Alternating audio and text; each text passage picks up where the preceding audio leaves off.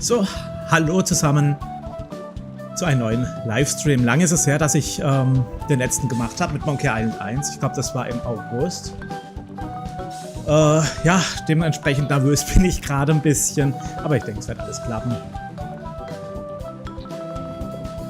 So, Monkey Island 2. Finde ich auch gut, dass ich das jetzt mache, weil, wie ja schon geschrieben worden ist, Monkey Island, davon soll es demnächst ein neues Spiel geben. Zwar von Ron Gilbert und von der alten Crew, die nach Monkey Island 2 ausgestiegen sind. Und das Spiel soll sogar noch 2022 rauskommen.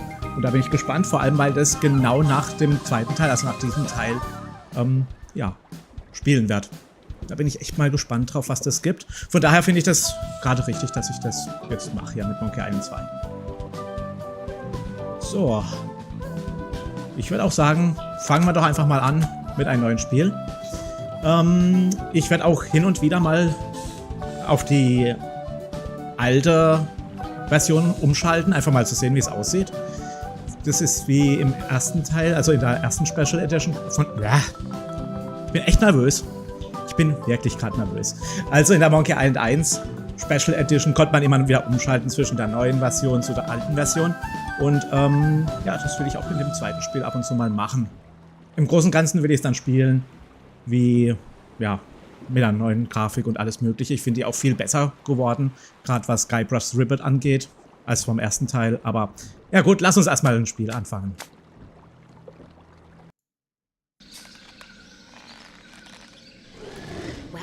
Well, Guybrush Threepwood, you do turn up in the strangest places. Hi, Elaine. Do you think you could help me out? How did you get into this mess? It's kind of a long story. Oh, that's okay. I've got time. Well, it all started on Scab Island. Some of my admiring fans had pressured me into telling my LeChuck evaporating story once again. Deep in the Caribbean, Scab Island. So I bust into the church and say, "Now you're in for it, you bilious bag of barnacle bait." And then LeChuck cries, "Guybrush, have mercy! I can't take it anymore!" I think I know how he must have felt. Yeah, if I hear this story one more time, I'm gonna be crying myself. Don't you have any new stories? Well, actually, that's why I'm here on Scab Island. I'm on a whole new adventure. Growing a mustache? No, bigger than that. A beard? No, I'm in search of treasure. The biggest treasure of them all. A treasure so valuable and so well hidden that it haunts the dreams of every pirate on the seas. You mean Big Whoop? None other. Then why'd you come here? There's no treasure on Scab Island. Well, I didn't know that before. Now I'm trying to charter a ship and look someplace else. When I return, I'll have riches galore and a whole new story. Or you'll have died trying. either way, we won't have to hear about LeChuck anymore.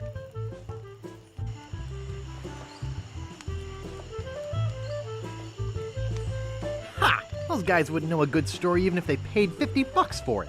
When I find Big Whoop, I'll become a legend among pirates for generations to come. I can only charter a ship and get off this stinking island.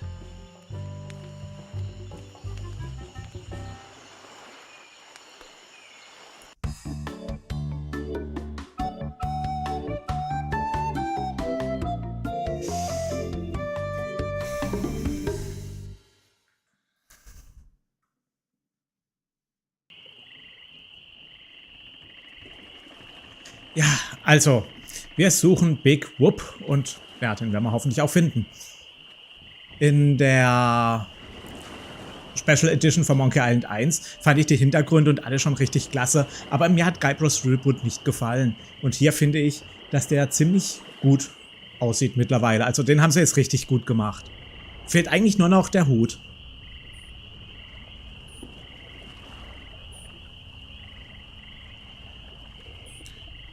So sah es damals aus. Und so sieht es jetzt aus. Also ich finde, das haben sie sehr gut getroffen. Ja, der neue Grafikstil von dem Trailer von Monkey Island, ich will immer Monkey Island 3 sagen, weil es direkt nach dem zweiten Teil spielt, aber ja, von Return to Monkey Island muss man mal abwarten. Bisher hat man ja relativ wenig bisher gesehen. Soweit ich weiß jedenfalls. Ich kenne jedenfalls nur den einen Trailer. So. This may be a lot of money, but it's nothing compared to how rich I'll be when I find Big Whoop. Ich weiß nicht, so viel Geld hätte ich auch gern. I think I'm pretty well prepared financially for now. I should be set for the whole trip with this. This should be plenty of money to charter a ship. Look at all this. I've got enough to buy my own ship in 5 different currencies. I'll be traveling first class on this treasure hunt. Sure took a long time to save all this. So. Where do you think you're going, fancy pants? You ain't from these parts, are you? This is a toll bridge. You gotta pay. So, wenn man das sieht, wie es damals ausgesehen hat. Ich finde, Largo haben sie doch auch ganz gut getroffen. Das sieht so richtig fies aus, finde ich, in der neuen Version hier. Klar, nimm mein Geld, ich will keinen Ärger. Nee, das sagt man nicht. Ja, ich würde sagen, ich bin Pirat. I don't pay for nothing. I'm a pirate. Tough guy, huh? Ja, natürlich. Help! Please! Scream as loud as you want. There's no police on Scab Island.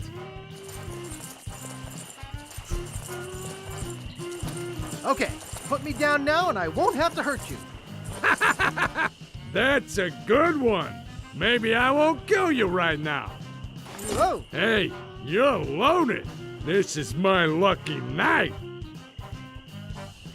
Remember, wherever you go, on sea or on land, you can't ever hide from Lago LeGrand.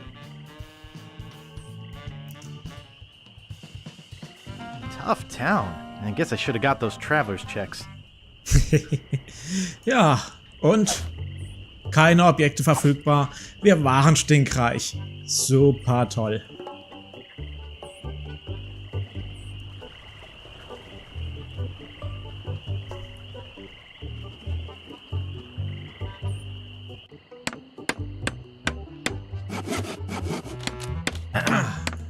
Yeah? What's the problem with that Largo guy? He really goes against my grain. I'd like to make an end table out of him, but I don't have the guts. With all my tools, I'm still unable to create the one thing that could do this island some good. Like an all-night tattoo parlor? No. Like a voodoo doll of Largo LeGrand. Oh, Okay, damit wissen wir schon, was wir machen müssen. nice apron. Are you some sort of chef? No, I'm a woodsmith, which gives one of us an excuse for dressing funny. How much wood could a woodchuck chuck if a woodchuck could chuck wood? A woodchuck could chuck no amount of wood since a woodchuck can't chuck wood. Okay, das kommt im Englischen, glaube ich, besser. But if a woodchuck could chuck and would chuck some amount of wood, what amount of wood would a woodchuck chuck? Even if a woodchuck could chuck wood, and even if a woodchuck would chuck wood, should a woodchuck chuck wood? Ja, das kommt wirklich im Englischen besser. A woodchuck should chuck if a woodchuck could chuck wood, as long as a woodchuck would chuck wood. Oh, shut up. I'd like to look around a bit. Sure thing. Alles klar. Ah ja, so funktioniert das Ding. Das Inventar. Die Befehlskette. Drücke, ziehe, benutze. He looks buff. It says Woody. That's me. What do you think you're doing? It's not a toy. Was ist mit den Nägeln? Pounds and pounds of nails. I need all of them. Get away from there. Ich glaube, die haben wir noch gebraucht gehabt, wenn ich mich recht erinnere. Ich weiß bloß nicht mehr genau, wie wir rangekommen sind. Nice peg leg. Thanks. I made it myself. Gab's eigentlich hier auch... Nee. Eine Hotspot-Anzeige? Ah, nee. H ist nur Hilfe. Okay, keine Hotspot-Anzeige, wie es aussieht. Schade. Comfortable looking chair. It's not for sale.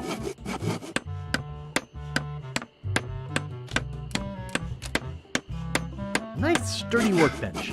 Everything's laid out just how I need it. Oh boy, it's Buzzsaw Girl. No one touches her but me. Oh, no, you don't. No one touches her but me. Na gut, dann halt nicht.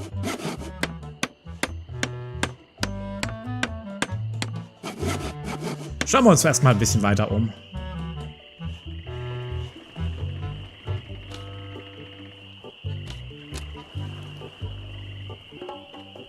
The Bloody Lip Bar and Grill. Help wanted. 1 week's salary in advance. Inquire below. Okay, Job. Wir könnten ein bisschen Geld vertragen.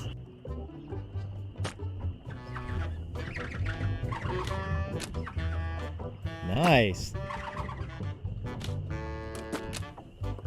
What is he using to clean those glasses? Ja, das ist etwas, was du nicht wissen willst. It reads JoJo, appearing nightly, no cover charge. I should have listened to my mother. I should have practiced. Ja, der Biberwitz klingt sehr, sehr verwirrend. Vor allem auf Englisch. I should have listened to my mother. I should have practiced. Excuse me. Yeah, boy? How's business? It's just terrible. No one ever comes down here anymore. Largo's got all my regulars spooked. You know, I can mix any drink there is, make anything you could name, but I can't make the one thing that could really do this island some good. The Voodoo Puppe? A voodoo doll of Largo Ooh. LeGrand. You there. Uh-oh. Give me my usual and put it in a real glass.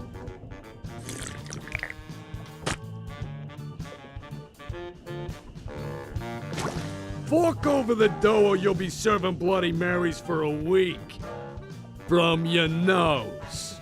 That's all I have. Well, you better have more tomorrow, or we might have to move this dump to a new location. Like, say, the bottom of the ocean. Boy, you just gave him all your money? I don't want to talk about it. Ja, das kann ich verstehen, warum man nicht darüber sprechen will. Der Largo ist schon ein echt fieser Kerl. Excuse me. Yeah, boy? Den Shop können wir wahrscheinlich auch vergessen, weil wenn er kein Geld mehr hat. Grog, please. Shaken, not stirred. Maybe you'd like a Shirley Temple instead. I'm old enough. Look at my beard. Ha! That's the oldest trick in the book. Tell you what, I'll let you have some near grog. Doesn't have any alcohol in it, but it's just as nasty smelling and foul tasting as that stuff grown-ups drink. Right on. Oh, wait, what am I saying? I just sold the last of it to Kate. Sorry. Rats. Of course, if you have some ID. Who's this Kate person you mentioned? Ah, the courageous Captain Kate Capsize. Tough as steel, sharp as nails. She rents her ship out, does some freelance pirating. Her only loyalty is to the highest bidder. Don't get on her bad side. Want to see my scar? Depends. Is there a good story behind it? As a matter of fact, there is. It's a story of the ghost pirate LeChuck and his gruesome demise. Heard it. This is the one where he drinks too much root beer and burps so hard he explodes, right? Not exactly. Frankly, I don't care much for stories that promote moderation in drinking. I do have a business to run, you know. I saw your sign outside. What's the job? Oh, yeah. I really should take that thing down. I hired a new cook just this morning. But if things don't work out with him, I'll let you know. Ja, okay. Nice place you have here. Well, see ya. Dann gibt's doch noch keinen Shop. Hey, hired help only. Largo's been here. I don't want to touch it with my hands. Auch das kann ich sehr gut nachvollziehen. Okay, kein Shop für uns. Dann gehen wir mal hier rein. Wenn ich mich recht erinnere, ist da der Woody drin. Ja, Hallo. genau. Der gute, liebe kleine Woody. Nice monocle. Thanks. I can't see a thing without it. Okay, aber mit dem einen Auge müsste er doch dann noch ganz gut sehen können, weil sonst bräuchte er doch eine Brille eigentlich, oder nicht? Excuse me. Oh, yes. Hi there. Can I help you? Hi, I'm Guybrush Threepwood, LeChuck busting stud. Uh-huh.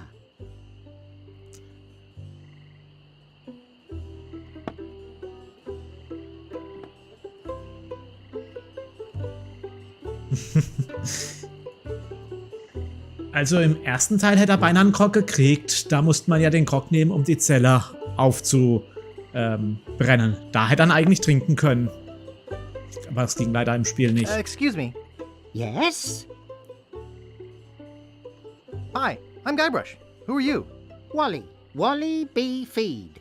At your service. Big Whoop. Big Whoop ist gut. Do you know anything about Big Whoop? Uh-oh. Who sent you here? I should warn you. I'm heavily armed. Hehe, Finanzamt. I was sent by the IRS. Let me see your files. The who? You better not try for my files. All my research on Big Whoop is in there. Ja, gut zu wissen. Can I see your files? Actually, there's not anything in them. I haven't really been able to find out much hard information. What do you know about it?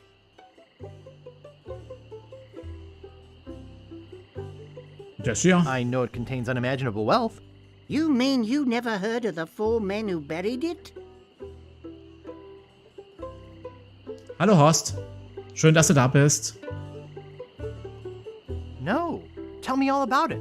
Well, all anyone knows for sure is that there was a shipwreck. The merchant vessel Elaine went down in a terrible storm.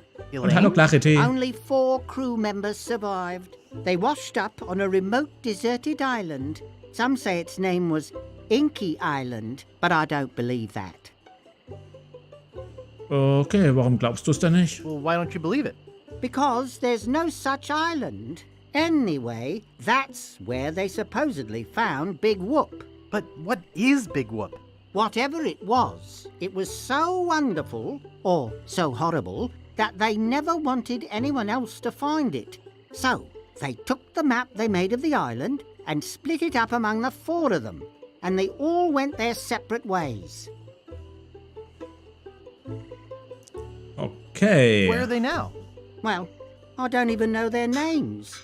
I'd go look them up at the Fat City Library, if it weren't for this stupid Largo embargo.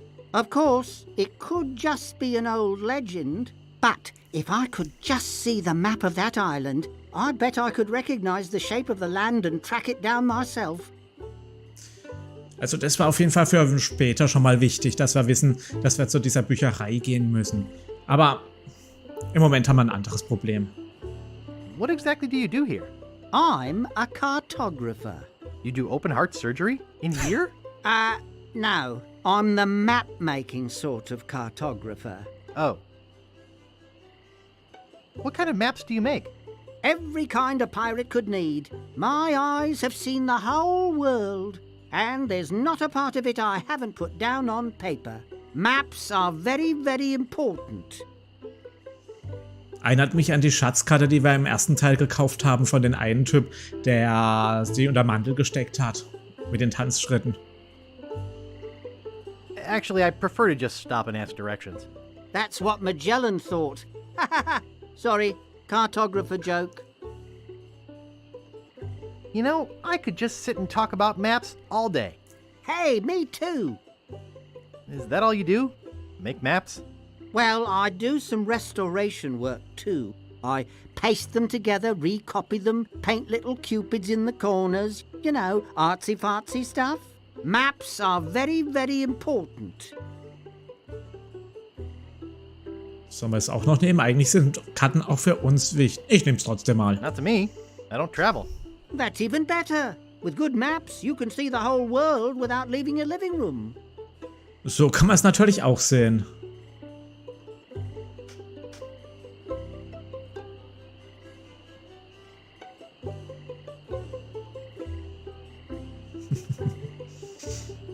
Is longitude the sideways one, or is that latitude? I can never remember which is which. It's so cute when you lay people try to understand geography. I could try to explain it, but it would probably just go over your head. Fragen über Scab Island. I have some questions about Scab Island. Why? Thinking about moving here? Eigentlich eher nicht. Ja, genau, das passt doch. Actually, I'm trying to get off it as soon as possible. Good luck. With the sailing embargo Largo's imposed on Scab, it's hard to get anywhere. Which doesn't help my business, let me tell you. Erzähl was über Largo. You know anything about this Largo guy? He's just the local hood, shakes down everybody in town. Nobody comes or goes from Scab because Largo makes them pay through the nose. Yeah, tell me about it. Ja, Baphomets Fluch 1 war auch ein richtig, richtig schönes Spiel. Habe ich auch sehr gerne gespielt gehabt. Der Pixel-Look hier in dem Spiel gefällt mir auch sehr gut, also die Originalversion. Aber ich muss sagen, mir gefällt eigentlich auch die Version recht gut. Ich finde, das haben sie doch recht gut hingekriegt. Teilweise ein bisschen gewöhnungsbedürftig mit den eckigen Kanten, aber ja. Where's the governor's mansion? Aber There is no ist halt governor on Geschmackssache. Scab. This is an anarchist cooperative of pirates, cutthroats and other criminals. A haven for roughnecks and rebels like me. The only authority on this island is that bully Largo. I'm looking for some room and board. Well, I hear there's a new chef down at the Bloody Lip. And the Swamp Rot Inn has all the comforts of the sea. But I think Largo's booked the whole thing. Thanks for the lowdown. Anytime. Would you mind if I just looked around? No, be my guest.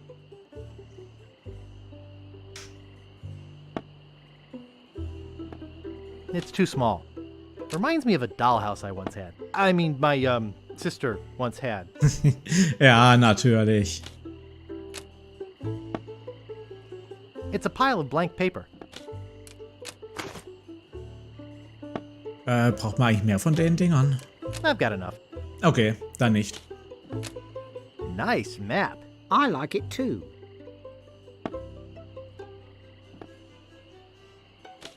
I can't reach it. Dann geh doch einfach mal nach... Ja, okay, geht nicht.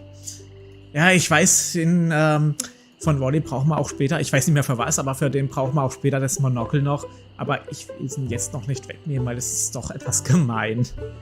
Von daher lassen wir ihn erstmal.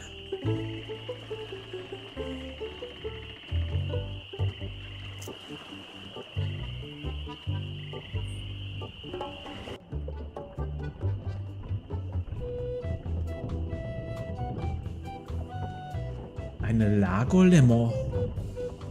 Nicht, dass ich jetzt wüsste. Wobei die Monkey Island Teile von Telltale kenne ich ehrlich gesagt nicht. Und die anderen sind auch nicht mehr so ganz so präsent. Busy guy. Dann, hallo. Excuse me, I'd like a room, please. Sorry, we only have one and it's full. Excuse me, I'd like a room, please. Sorry, we only have one and it's full.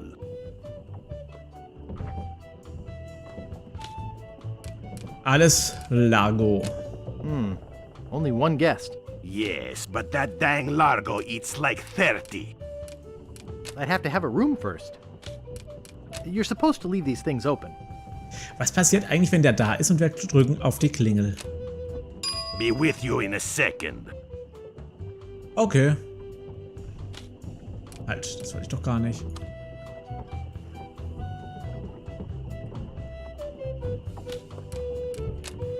Oh, isn't that cute? Irgendwie hat er schon recht. Irgendwie ist der Krokodil relativ süß. Aber er atmet ziemlich heftig, habe ich den Eindruck. I could lose a finger doing that. I could lose a finger doing that.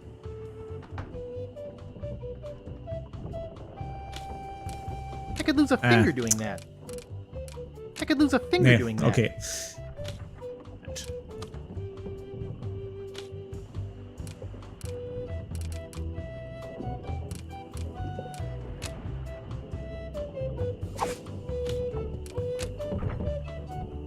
Kommt man das einfach so aufmachen oder hat man ein Messer? Securely fastened. Okay, ich glaube, da braucht man ein Messer dafür. um den Krokodil wegzumachen. Und so kommt man leider nicht in Lagos Raum rein. Hold it right there. That's a private room. No going up there. Was ja eigentlich auch sehr vernünftig ist, finde ich, dass der nicht einfach einen in den Zimmer von anderen reinlässt.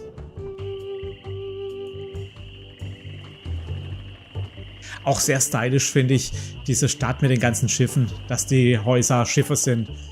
Das finde ich einfach sehr, sehr stylisch. So, Männer ohne Moral, die kennen wir doch.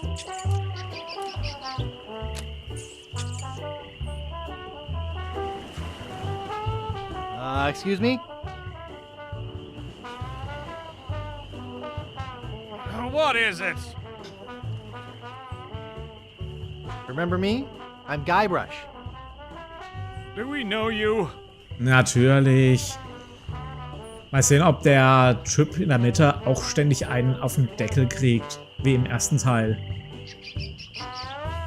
I'm Guybrush, the man who rid the world of LeChuck. Sure you are. No, really. Why did you wake us up, Gorbush? Is that your rat? Yes, we call him Monster because of his insatiable passion for cheese. What happened to your leg?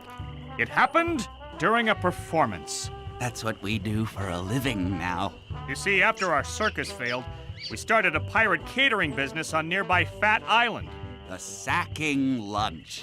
It was quite lucrative.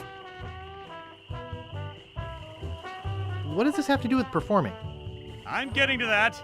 The governor of the island made us an offer we, couldn't refuse. So, we sold him the business. Yeah? We sank the money into one of those newfangled glass-bottom boats We wanted to take passengers on sightseeing trips. and search for a place called Drinky Island in our spare time. Boy, did we ever want to get there. Aside from the obvious reason, we had inside information that Drinky was in fact the resting place of the legendary treasure of Big Whoop.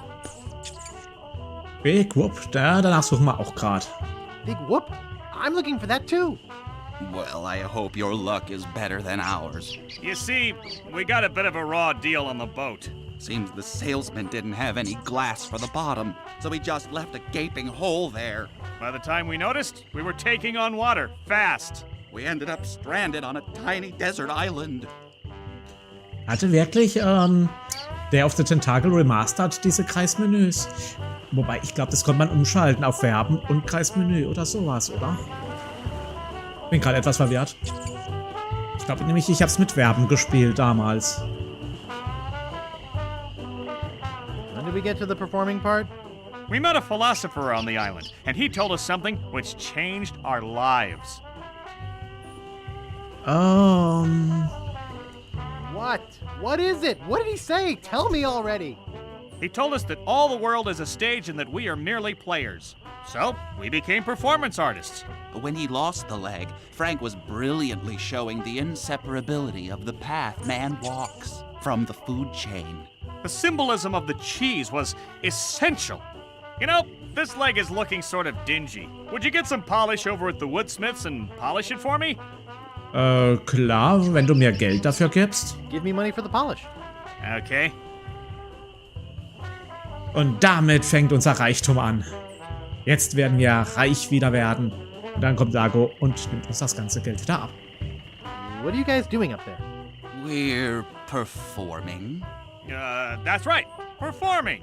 In our current work, we portray man's response to global environmental issues of a changing world. How come you have to perform on that ledge? To show the precarious nature of the situation, so to speak. Right.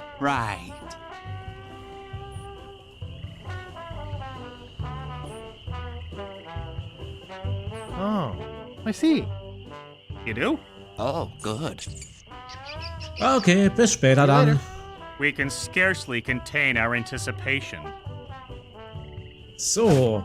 Ha, wir sind reich. I'm rich. Sag ich doch, wir sind I'm total rich. reich. It's just a bucket. Hey, leave that alone. Sorry, is this your bucket? Well, No. So you won't mind if I take it? I guess not. Warum machst du dann so Probleme? Mussten wir die Ratte eigentlich auch wieder irgendwie einfangen? Ja, ich glaube, dann braucht man aber Käse dafür. Not responsible for lost buttons or hooks. Not responsible for stains left on clothing. It's sparkly clean.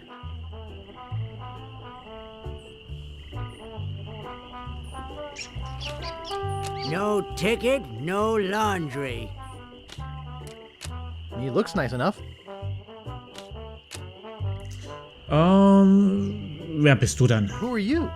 Sure, Sonny, I can get out stew. That's easy. I Ich can erinnere also mich. extract grog, spit, and swamp mud. That's because I'm mad, Marty. I'm mad about getting your clothes as clean as they can be. Ich erinnere mich. I've got a laundry type question. Shoot. Would you be able to get out ketchup?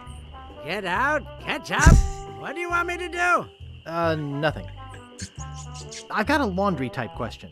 Shoot.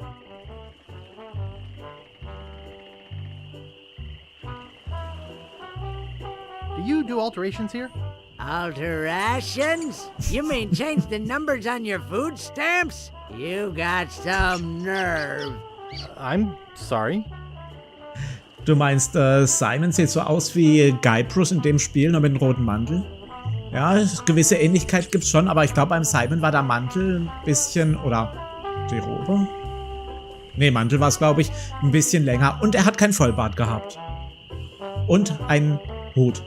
Aber keinen richtig schönen Piratenhut, sondern so einen Spitzhut, Magierhut. I've got a laundry type question. Shoot. Actually, nothing. I don't care about clean clothes. No, I don't have wheat loaves. I didn't think you would. Ich glaube, die Ratte mit der Maus zu verscheuchen, das war im ersten Teil. What do you know about Largo LeGrand? I don't know anything about cargo or contraband. I'm clean, clean, clean. Aber ich probiere es gleich nochmal aus, sobald das Gespräch vorbei ist, ob das auch hier geht. I'd like to pick up some clothes. You have your claim ticket, Sonny. Ja, genau, wir haben ihm... Nee, er fiel in den Kock und schmolz, das ist noch besser. Das ist gut. I dropped it in my grog and it melted. Log welted it. Well, now that is a good excuse, but I can't give you your clothes without a claim ticket. I'd like to pick up some clothes. Ich würde sagen, You have your claim ticket, wir Sonny. probieren die anderen auch noch aus. It was stolen.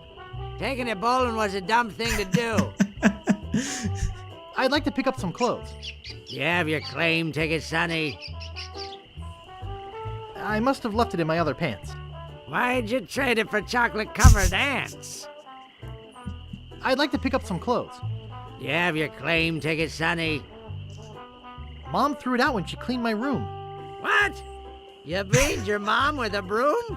You should treat her better than that.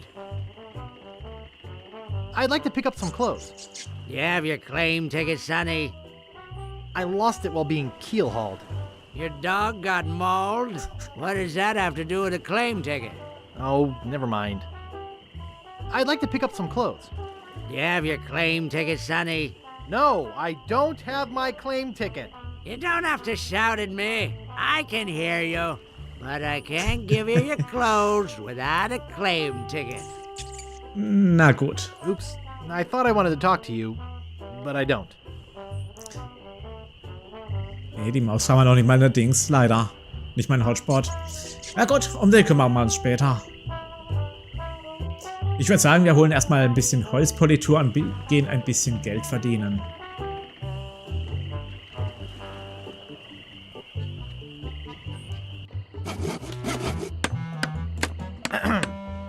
Yeah? Could I buy some wood polish? That's one piece of 8. Anything else? I'd like to look around a bit. Sure thing. Nee, das war's erstmal. Oh, da fällt mir ein wieder, wie wir an den Hammer und an die Nägel gekommen sind. Das wird noch böse.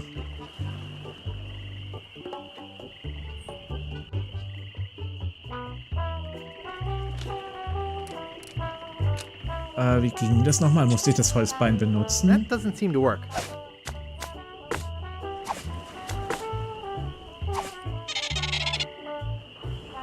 Thanks. Here's a piece of 8 for your trouble. Dankeschön. Das konnte man jetzt, glaube ich, ein paar Mal... If only I could use this stuff on my lines. ein paar Mal wiederholen. Thanks. Here's a piece of 8 for your trouble. Ich bin mir gar nicht mehr sicher, wie oft das gegangen ist. Ich glaube 19 Mal oder so. Und ich glaube, für irgendwas hat man 20 Gold gebraucht. Und eins hat dann immer gefehlt. Thanks. Here's a piece of 8 for your trouble.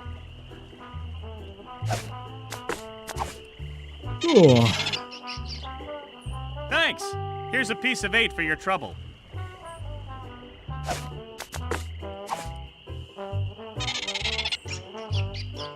Thanks.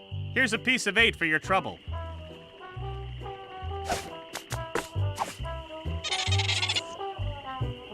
Thanks. Here's a piece of 8 for your trouble. Das wird jetzt noch ein bisschen dauern.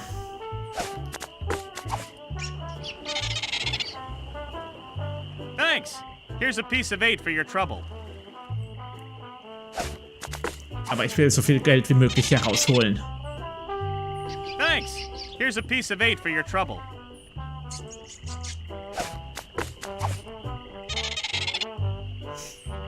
Thanks. Here's a piece of 8 for your trouble.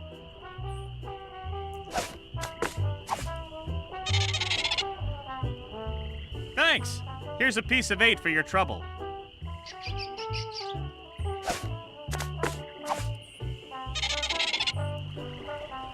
Thanks. Here's a piece of 8 for your trouble. Ja, das war von der Story her, kann man sagen, er war am Anfang wirklich ein Möchtegern-Zauberer. Im zweiten Teil war er dann der richtige Zauberer. Und das fand ich dann im dritten Teil etwas schade, dass er dann auf einmal hieß, seine Zauberpotenzial, glaube ich, sei gegen 0. Und das fand ich da im dritten Teil von Zeiten des Sorcerer ziemlich, ziemlich blöd. Thanks. Here's a piece of 8 for your trouble. Ja, es gibt immer nur ein Goldstück für die Holzpolitur. Thanks. Here's a piece of 8 for your trouble. Deswegen mache ich sie jetzt auch die ganze Zeit, um da ein paar Goldstücke rauszuziehen. Thanks. Here's a piece of 8 for your trouble.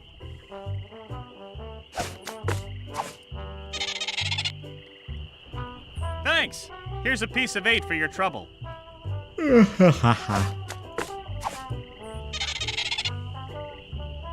Thanks. Here's a piece of 8 for your trouble. Wenigstens ist es eine gute Arbeit, gute Dings, mit dem Inventar sich zurechtzufinden. Thanks.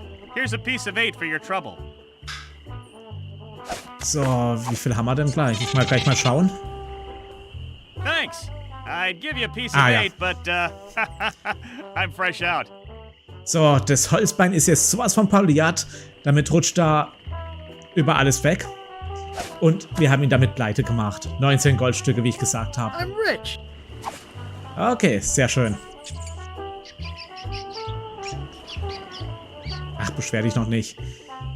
Wollte doch nur vorbeilaufen und nicht auf dich drauf treten.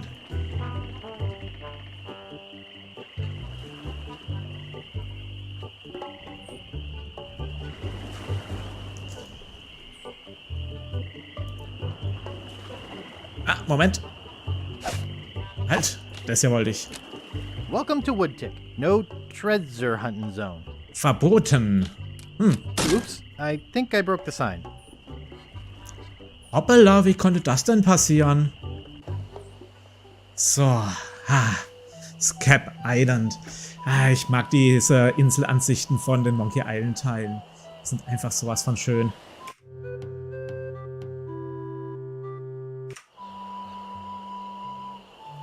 Eine Halbinsel, was haben wir denn sonst noch alles? Ein Friedhof, Sumpf. Sumpf ist immer gut. Da gehen wir hin.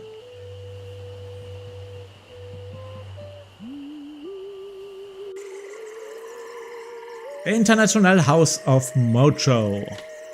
International House of Mojo.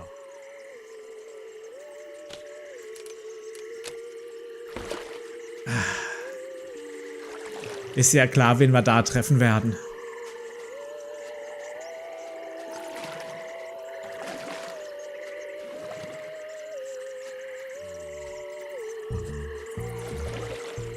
Können wir es auch anschauen? Nee, leider nicht. Auch stylisch, finde ich, mit dem Sarg als Boot. Wer wollte das noch nie machen? Mal einen Sarg nehmen und einfach mal auf so einen Sumpf rumpaddeln.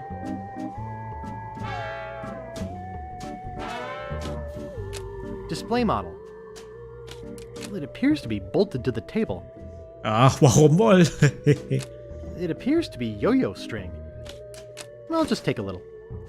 Okay, Faden kann man nie genug haben. Cat dewormer. Sind die... Skink toes.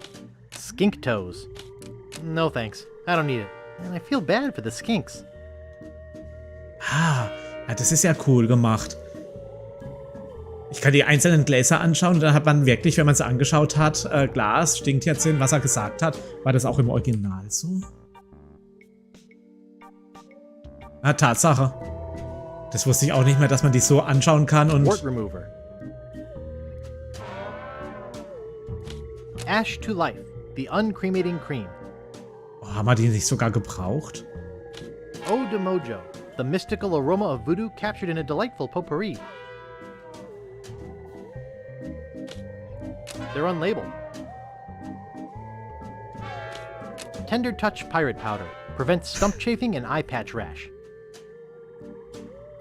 Golden Tongue. The 5-day treatment plan that helps you talk to women. Spider Lungs. Fruit Cocktail. In heavy syrup. Und hier nochmal. Wax. Hallo Sinaloa. Schön, dass du da bist.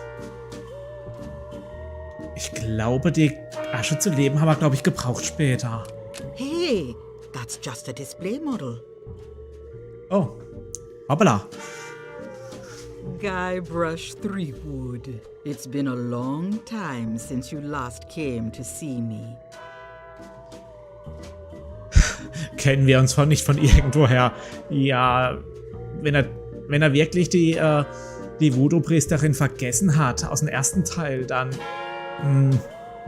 aber ich nehm's trotzdem mal. Do I know you from somewhere? Ah, we often forget those who help us most. We do? It was I who told you how to do away with LeChuck. I told you where to find the voodoo anti-root and how to turn it into the powerful, ghost-dissolving potion you needed. Oh, yeah, now I remember. Ja, sie war im ersten Teil sehr, sehr hilfreich. How's business? Very good. Many hexes this week. Saved many people from the evil eye. Made many pieces of 8. Although Largo took most of them. Ja, und schon wieder Largo. Tell me about this Largo guy. He's a weak little man who bullies this whole island around. Most people are afraid of him because he was once LeChuck's right-hand man. Yeah, but LeChuck's history. I got rid of him myself. True evil can never be destroyed completely. You will see. Deswegen, rechte Hand von LeChuck. Deswegen haben sie alle so Angst vor dem. Ja, das ist eine sehr gute Frage. Why don't you just put a curse on Largo? I've tried. My most powerful magic lies in voodoo dolls. But to make an effective doll, I need some items from Largo's person, and no one's brave enough to go get them for me. Was ist mit dir? Kannst du sie nicht selber auch besorgen? What kind of ingredients do you need for the doll? Are you willing to help me make one? Maybe? To make it work, you need to bring me some personal artifacts of the victim. One from each of the 4 basic voodoo groups. Something of the thread, something of the head, something of the body, and something of the dead. Hey, that almost rhymes. For the thread, I need a piece of Largo's clothing. And a lock of hair will do for the head. Bring me a sample of fluid from his body, and from his dead relatives, you must acquire some remnant of a corpse. Here, take the shopping list. Thanks. Now go. Ich wollte aber noch was anderes reden. Warum schickt ihr mich jetzt raus? Back again, Mr. Threepwood? Ja, wir waren da noch nicht fertig mit dem Gespräch. I'd like to have my fortune read. I see a hard road for you, Guybrush. Things didn't get easy for you when you defeated LeChuck, did they? People only wanted more. You had to keep proving yourself over and over. The pressure kept mounting until you lost it all. Your fame, your fortune, the one you love. Okay, that's enough. About that jar I was looking at? That's one of my most powerful potions. Brings the dead back to life. Ja, könnte man eine Menge Sache anstellen, das stimmt. Aber ich fände es auch ganz gerne. Ich nehme es. I'll take it. There are some complications. It only works on ashes, and the resurrection is only temporary. Plus, you need to bring me a sample of the subject's ashes before I can mix you up a batch. Boy, voodoo's complicated. Rules are rules. Ich weiß es gar nicht mehr. Kam die Voodoo-Priesterin auch im 3. Teil eigentlich vor und im 4. Teil? Ich weiß es gar nicht mehr. Und hat er sie da auch wieder vergessen? Ich meine, früher oder später werde ich es wieder sehen. Wenn wir Monkey Island 3 auch streamen werden. Aber ich weiß es echt nicht mehr, ob sie nochmal vorgekommen ist. Ich meine, eigentlich muss sie vorkommen, weil sie ist eigentlich Kult für Monkey Island. About that jar I was looking at? I can't make you any of that potion without some ash from the subject's remains. Ja, okay. Well, that's enough voodoo for me. Bye. So be it. Und zurück in den Sarg mit uns.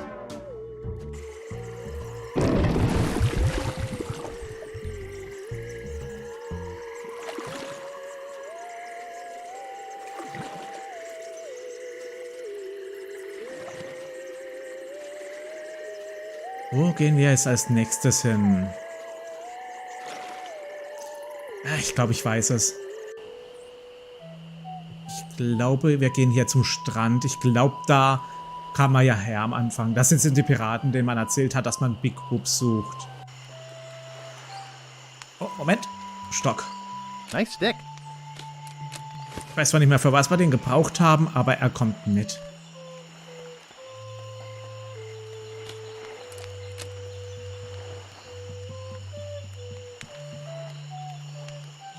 Nice. Nice. Rapscallion Steamin' Weenie Hut. Place order here. This door appears to be locked. Die Taverne zum heißen Würstchen, ja.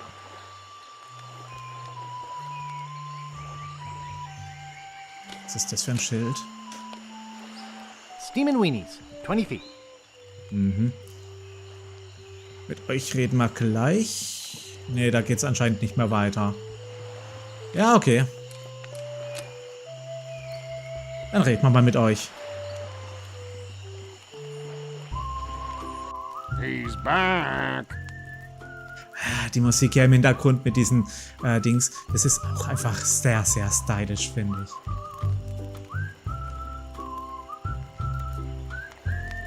Sollen wir so ein bisschen nerven mit, wie wir LeChuck fertig gemacht haben?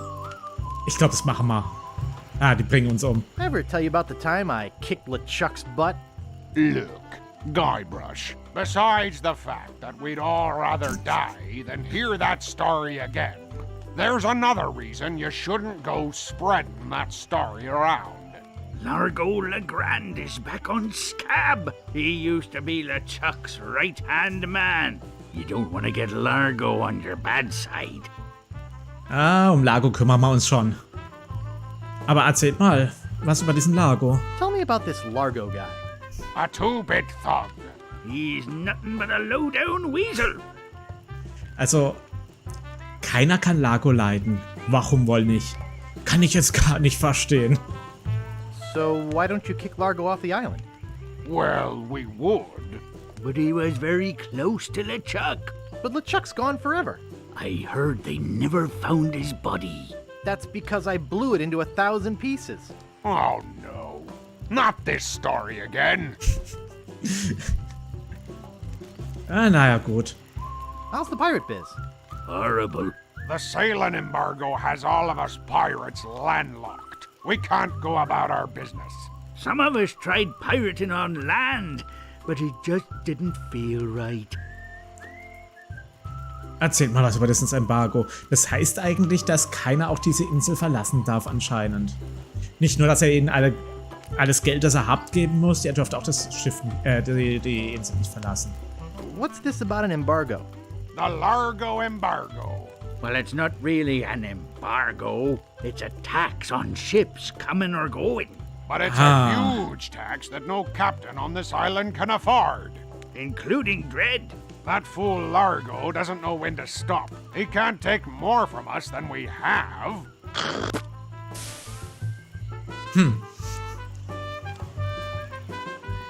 Any idea where I could hire a ship? You'll need to go to the far side of the island.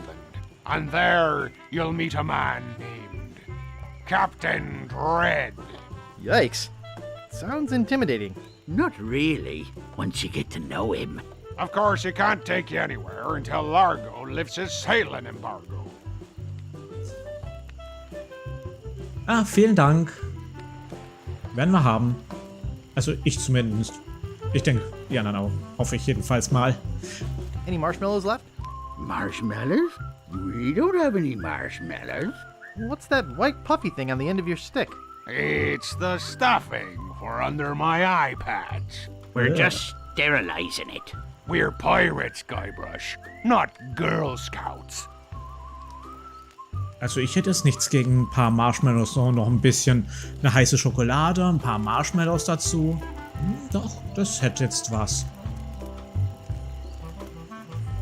Do you guys know any piratey songs? Sure, Fink here knows a million. Go ahead, Fink. Sing that one about Scab Island. Oh, all right.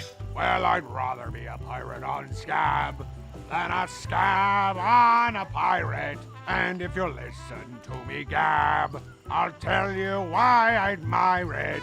Oh, the people are too friendly, the weather's not the best. The lodging's too expensive and Largo's quite a pest.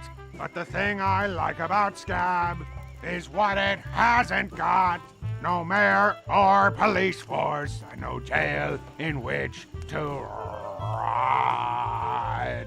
That was beautiful. Ich bin mir nicht sicher, also, Machen wir noch ein Lied. Do you guys know any more piratey songs? Okay, here's one about a pirate, his parrot, and a tragic day at sea. You're not gonna sing Polly the Squawker lives in Davy Jones' locker, are you? You know that one always makes me cry.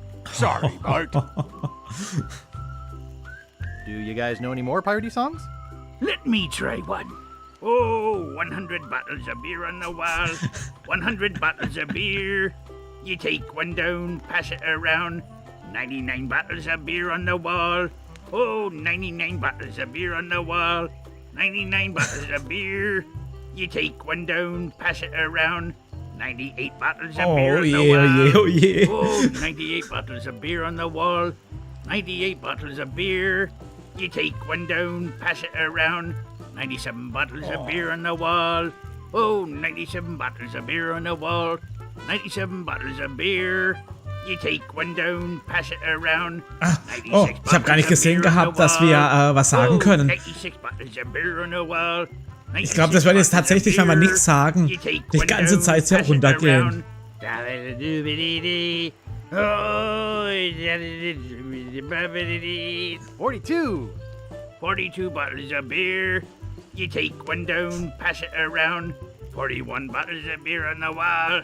Oh, 41 bottles of Hausmeister beer on the wall. Willi? Was ist das? Das sagt mir jetzt gar nichts, ehrlich gesagt. You take one down, pass it around. 40 bottles of beer on the wall. 508. Oh, 508 bottles of beer on the wall. 508 bottles of beer. You take one down, pass it around. 507 bottles of beer on the wall. Oh, 507 bottles of beer on the wall. 4 bottles of beer. You take one down, pass it around. Oje, oje. Ich glaube, jetzt lass es runterlaufen. Ich will nämlich wissen, was passiert, wenn er aussinkt. You take one down, pass it around. 2 bottles of beer on the wall. Oh, 2 bottles of beer on the wall. Ja, ich will wissen, was jetzt passiert, wenn er aussinkt. You take one down, pass it around. 508. 508 Oh, bottles nee. of beer on the wall. Oh, 508 bottles of beer on the wall. Okay, that's enough. Oh, I was done. Da denkst du, er zählt fertig und dann kommt irgendwie noch was und dann kommt er mit 501. Ah. Nee, ich glaube, das war's mit Piratenlieder. Well, I'll see you salty dogs later. That reminds me, do we have any weenies left? Ah. Das ist der schottische Hausmeister aus The Simpsons. Okay, das wusste ich gar nicht mehr. Das war doch so einer, wenn ich so richtig habe, so richtig mit so einem richtigen Vollbart, so ein roter Vollbart, oder? Oder täusche ich mich jetzt? Es ist ewig lang her, dass ich Simpsons gesehen habe.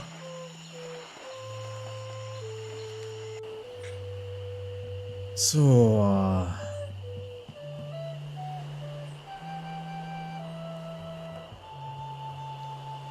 Wo gehen wir hin?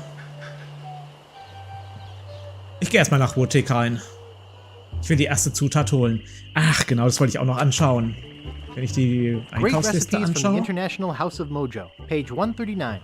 Aunt Helen's Special Voodoo Doll Mix. Something of the thread, something of the head, something of the body, and something of the dead. Ah, okay. Ich dachte, im Original hat man vielleicht auch so eine Liste gekriegt, wo alles draufsteht oder so. Naja, jetzt holen wir die erste Zutat.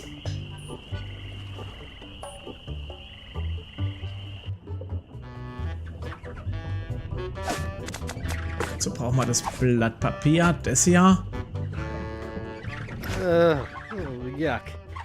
Ja, es trifft's wirklich gut.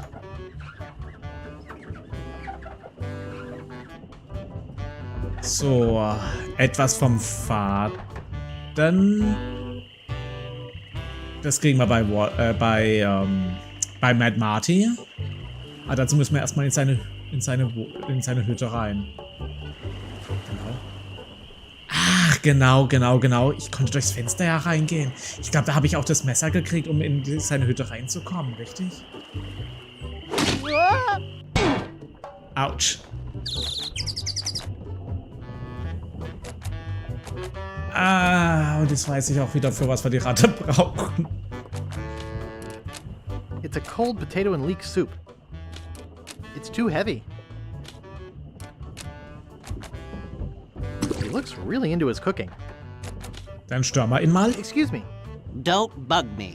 I'm cooking. Sharp.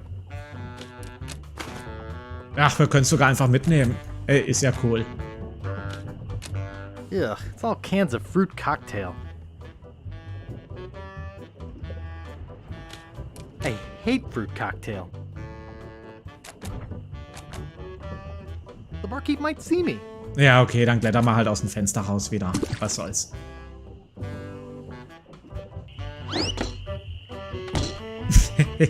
Kein so besonders guter Abgang, Guybrush.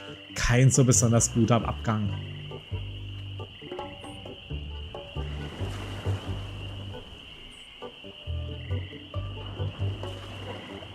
Manic Mansion Mania kenne ich. Und ganz ehrlich gesagt, nach Manic Mansion, ist ja glaube ich heute die letzte Folge gekommen, werde ich sogar eine Folge von Manic Mansion Mania machen. Und zwar Manic Mansion Begins, die Folge von Mr. L. Staffel 7, Folge 70, glaube ich, war das. Die kommt als nächstes dran. Ja, da habe ich einige Spiele schon gespielt gehabt von Manic Mansion Mania.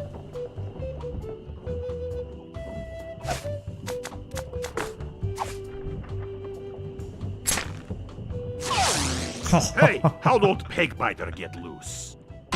I'd better go catch him before he catches somebody else. Habt ihr das Geräusch gehört? cheese squigglies. One of my favorites.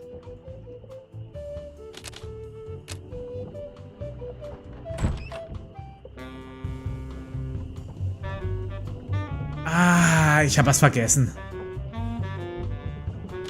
Wir müssen noch mal weggehen. Naja. Messy, messy, messy. Oh. Who let you into my room? I, thought it was my room? Well, it ain't. So get the f out of here. Ja, okay. Wir kommen gleich wieder.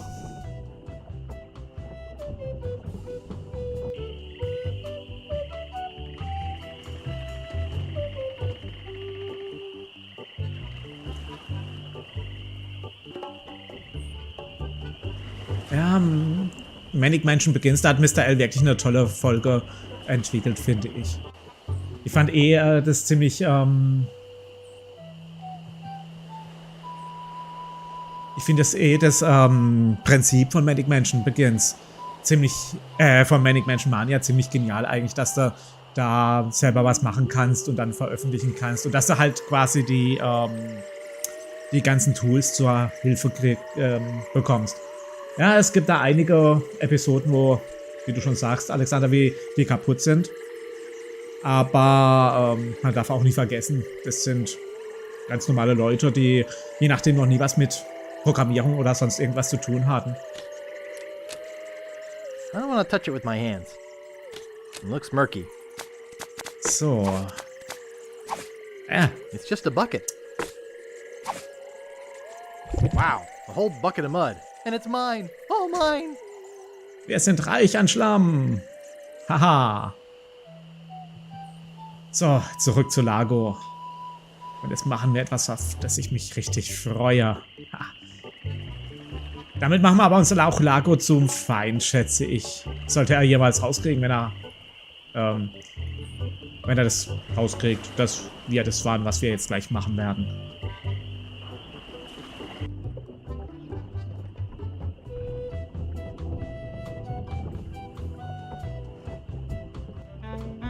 So, erst einmal nehmen wir noch das Toupet mit. Dann machen wir die Tür zu. It doesn't seem to stay closed. Und ging das jetzt einfach, dass wir das It's so a bucket full of mud. genommen haben? Hä?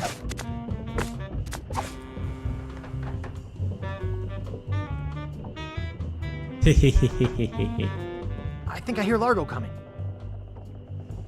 Hey, what the hell? What's going on? Whoever did this is gonna pay. I can't get this thing off my head. When I get this thing off my head, somebody's gonna be real sorry. Maybe I shouldn't have done that. You looked pretty steamed. Nee, das passt alles schon. There's strange little white bugs all over it. Das ist jetzt etwas vom Kopf. I don't see anything special about it. Then again, I never really have understood art. It's already open. It's a bit on the tattered side. It's empty. Ja, okay. Black. They look pretty old. Er könnte auch wirklich mal ein bisschen hier sauber machen. Naja, was soll's.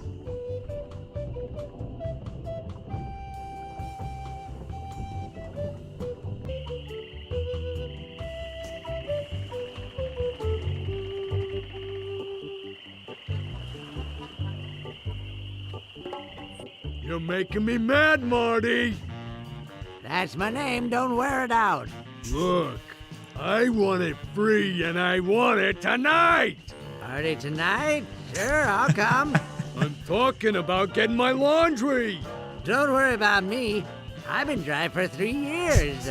I said I need it back tonight. What? Yeah, we'll stay out all night. This is useless. You tell them I'll be back to pick it up. Or else. Wenn er wüsste, dass wir für diese ganze, naja, Sauerei verantwortlich sind. Aber ich werde es nicht sagen. Ja, definitiv nicht.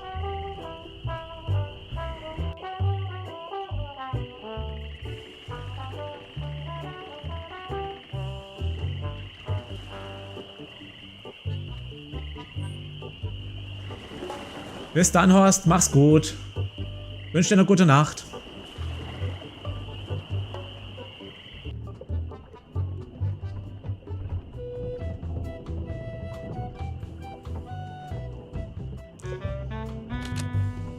So, genau das hier brauchen wir. Und jetzt verschwinden wir wieder, bevor Lago zurückkommt. Nice. So. Etwas von seiner Wäsche.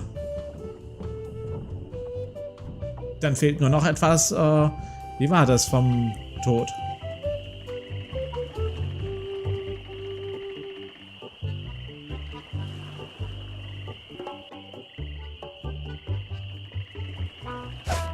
Nice.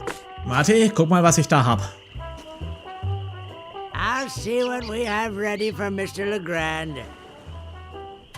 I know it's here somewhere. I saw it a while ago.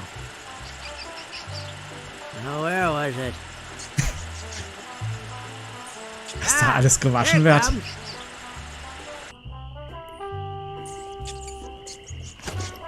Ja. Perlweißer BH. Nice April fresh scent.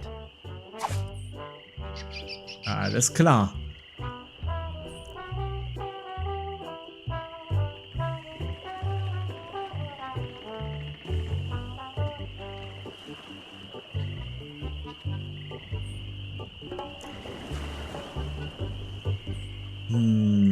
Ich weiß, dass wir es noch nicht machen müssen. Da müssen wir erst später hingehen. Aber ich gehe jetzt schon mal jetzt gleich hin. Ich weiß nämlich nicht, ob da irgendwelche Unterschiede noch waren, wenn man jetzt gleich hingeht. Oder ob man erst später hingeht. Oder ob man überhaupt schon dahin gehen kann. It says, and I quote, Captain Dread's ship charters. 20 pieces of 8. Inquire within.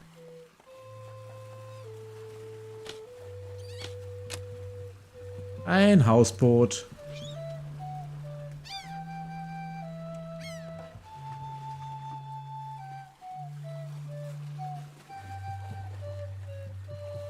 I love a house with that nautical look.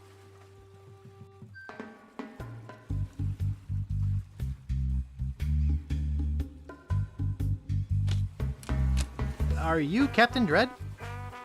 Yeah, man, I'm Captain Dread. What can I do for you? Natty Dreads. Thanks, man. I need to charter a ship. I can't charter you my ship because a while ago I lost my lucky sailing necklace. I called it my eye that has seen the world. I can't sail without it? No way, man. Besides, that mean and nasty guy Lago, he has an embargo on the island. No ships can sail in or out without his approval. There's no way he would let me leave. Tell me more about that necklace thingy you lost. It happened some time ago. My navigator and I set sail for this legendary island. When we arrived, we were taken prisoner by cannibals. I escaped, man, but my navigator was not so lucky. All I found of him was one of his eyeballs. And I've kept it as a good luck charm. Ich glaube, wir kennen seinen Freund. Der ist ja schon, zumindest sein Kopf mal mit uns gereist. Gee, I think I've met your friend. Unlikely. I gotta run. Lots of treasure hunting to do. Okay. Bye, man. Okay. Come again. Ja, klar machen wir das. Aber erst einmal müssen wir uns um die letzte Zutat kümmern.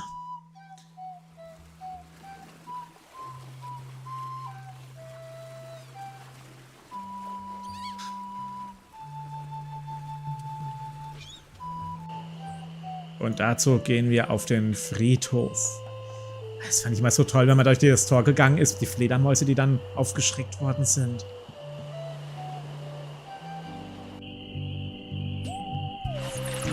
Das hier meinte ich. Warning. Quarantine tomb. Inhabitants died of green tongue fever.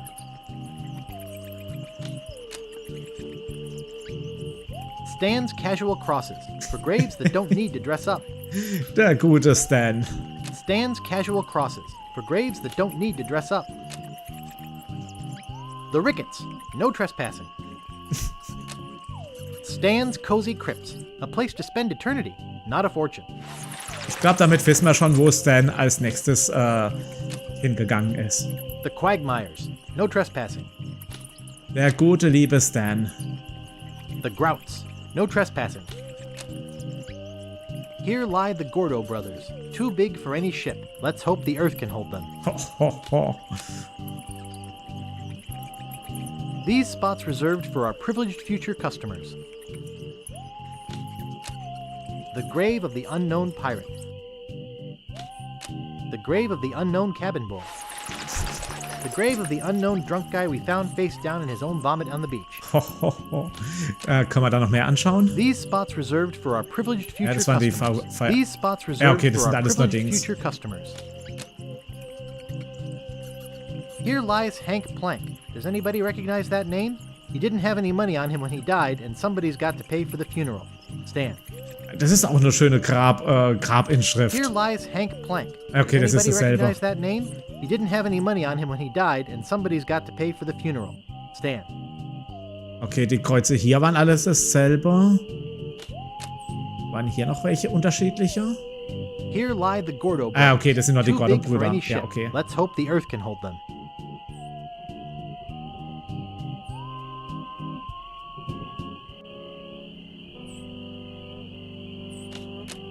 Here lies Daredevil Jim McDowell. Hand of steel, leg of wood. Jim took every risk he could. A life of action, that was Jim's. Too bad he ran out of limbs. Ho, ho, ho. Ja, die No sind man echt commanded heftig. John Louise, not on land and not on water. John did whatever he did please, until he kissed the gunner's daughter. Ja, die sind auch ziemlich heftig, die Grabstein-Inschriften. There once was a girl named Carrie who thought that she soon should marry. She went into town and flirted around. She didn't get wed, she got buried. Marco Largo Legrand. Hell on sea or sand. The good news is, he's dead. The bad news is, he bred. Ja. Wir brauchen etwas vom Tod. This is creepy feeling.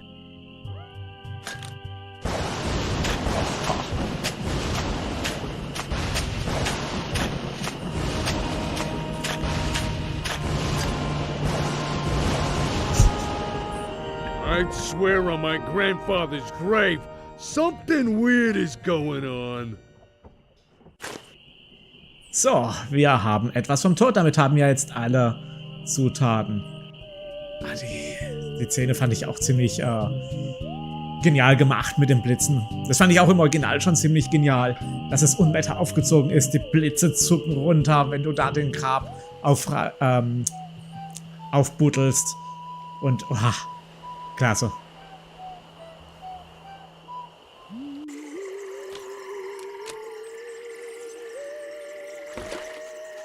So.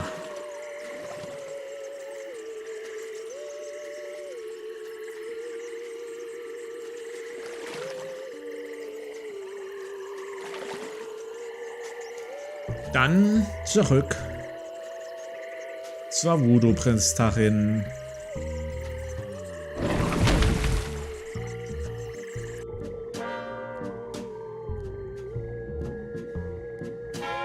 Back again, Mr. Threepwood? Ja, natürlich. About that voodoo doll? Have you brought me the ingredients? I have his toupee. Not quite a part of his head, but maybe I can get some scalp fragments from it.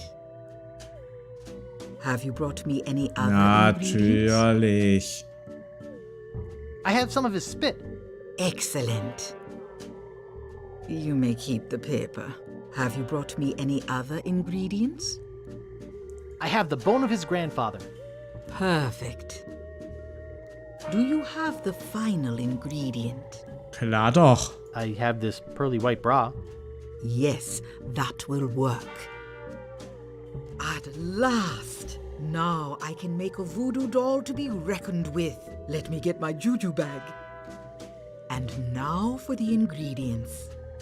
A dandruff flake from Largo's head. A single piece of Largo's thread. A drop of fluid from his body. A single chip off the bone of the dead.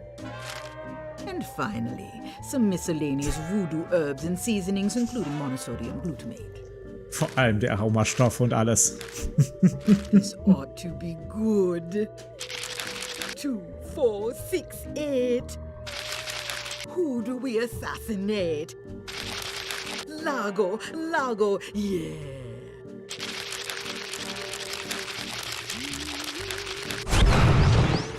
Hey, that looks just like him. Thanks, Voodoo Lady. One more thing. Some of the ingredients were not the optimum specimens. It should still work, but it will have a limited range. You will have to get close to Largo. Very close. Okay. Dann mal auf zu Largo. Schade, dass es nicht hier schon funktioniert. Andererseits sehen wir dann auch richtig schön, wie es funktionieren wird. Ha.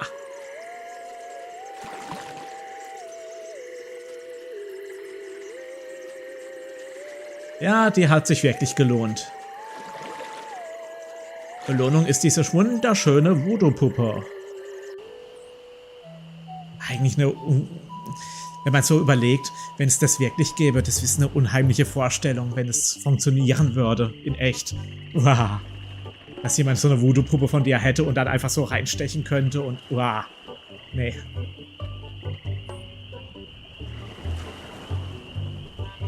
Es ist wirklich unheimlich. Oder eine ziemlich krasse Vorstellung. So.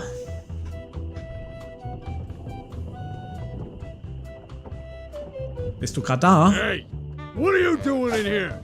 Get out of my room and stay out. Why are Blödes you Inventar. following me around? Sharp. You're invading my privacy. So, jetzt aber.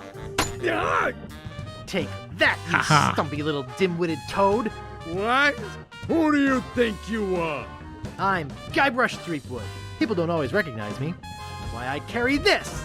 I'm gonna tear you limb from limb. How are you doing that? Largo the Grand, you are a no-good, vicious two-bit thug. I command you to give me back my money and leave this island. Ha! I already spent all your money. Das Ganze? Well, I command you to leave this island. Just you try and make... Ooh! No! No! That'll teach you to mess with the slayer of the ghost pirate LeChuck. What's that? You killed LeChuck? As a matter of fact, I did. Quite an interesting story, actually. The fortune teller said she did in LeChuck. She did she? Does she have one of these? Is that? Yes, LeChuck's beard. Still alive and wriggling.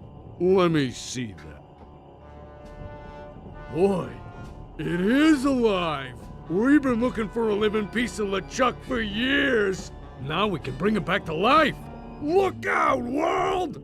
The most fearsome pirate of all time will soon sail the seas again. Hoppla. Das war vielleicht jetzt nicht deine beste Idee.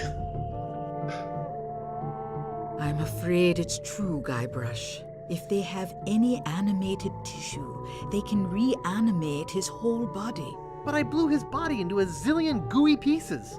Not his body, Guybrush. You destroyed his spirit form. His body was safely buried far away. But by now it must be... rotten? Partially decomposed? Yes. And I don't think that's going to make him any more pleasant to deal with. He's gonna be looking for me. Yes. Mit Sicherheit. He's gonna try to kill me. Auf jeden Fall. Undoubtedly. Can you just kill me now and get it over with? You must try not to lose hope, Guybrush. There is a way out. What is it? You're doing it right now. Big Whoop? Dealing with the change in my pocket? Hunting for Big Whoop. Oh yeah, I was doing that, wasn't I? Big Whoop isn't just a treasure. It contains the secret to another world. Find that world, and you'll be able to escape LeChuck forever. But I know so little about Big Whoop.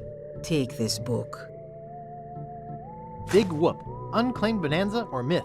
And where'd you get this? I checked it out at the Fat City Library. I foresaw your need. Gee, thanks. I used your name when I checked it out, so be sure and return it when you're through reading. The overdue fines in Fat City are pretty steep. Gee, thanks. Okay. Schauen wir uns das Buch doch gleich mal an. Halt. Big Whoop, unclaimed bonanza or myth? This is fascinating. It says here there were 4 pirates. Rapscallion, the cook, young Lindy, the cabin boy, Mr. Rogers, the first mate, and Captain... Good heavens! Captain Marley! What is any relation? They buried their treasure along with plenty of... booby traps on a place believed to be called Inky Island. They made a map which they divided into 4 pieces, each man taking one. Rapscallion later opened the Steam and Weenie Hut on Scab Island. It was a huge success, but fell into disrepair after Rap was killed in a flash fire. Young Lindy drifted aimlessly, down on his luck until he mysteriously came into money while panhandling on Booty Island. He used the cash to bankroll an advertising firm which failed after its gross mishandling of the Gangrene and Honey account. Mr. Rogers retired off the coast of Fat Island. He marketed homemade contest grog brewed in a bathtub until his recent disappearance. Captain Marley vanished while sailing in the America's Cup race. His boat was leading at the time. Von den 4 haben wir ja auch schon gehört, jetzt haben wir auch den Namen. Das könnte eigentlich Wally interessieren.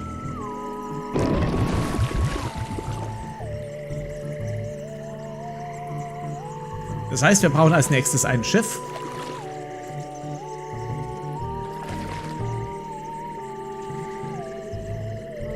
Und müssen diese 4 Karten finden.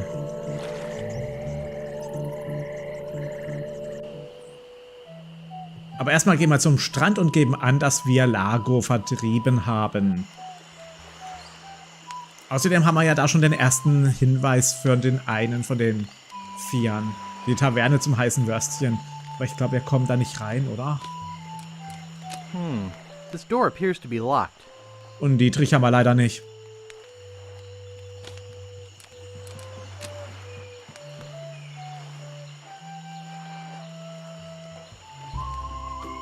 He's back. I told ye, we don't have any marshmallows.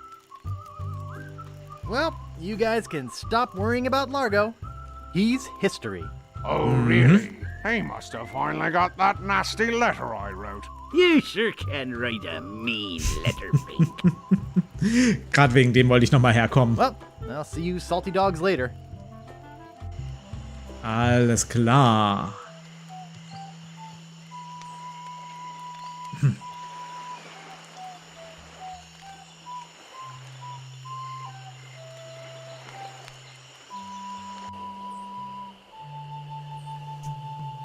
Wir geben jetzt überall mal an, dass wir Largo vertrieben haben.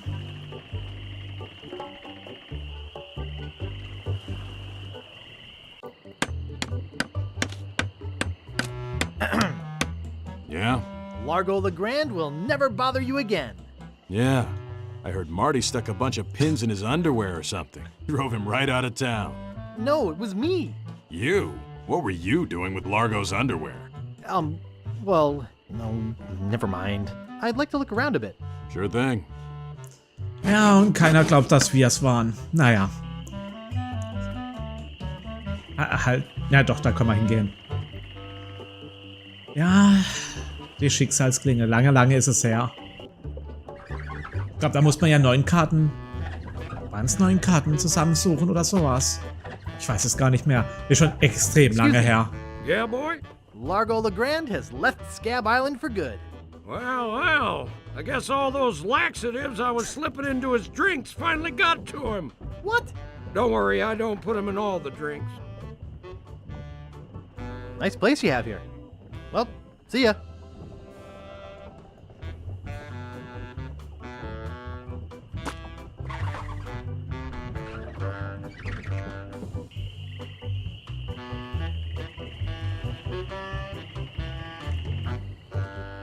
Hello. Hallo, Wally. Oh, hello, Mr. Brush. Hey, I did it! Largo the Grand left Scab. That's great. I guess I can stop with the bricks through his window now. Okay, jetzt machen... nee, wir zeigen dir erstmal das Buch hier. Schau mal. No thanks. Ich hätte jetzt gedacht, das interessiert dich.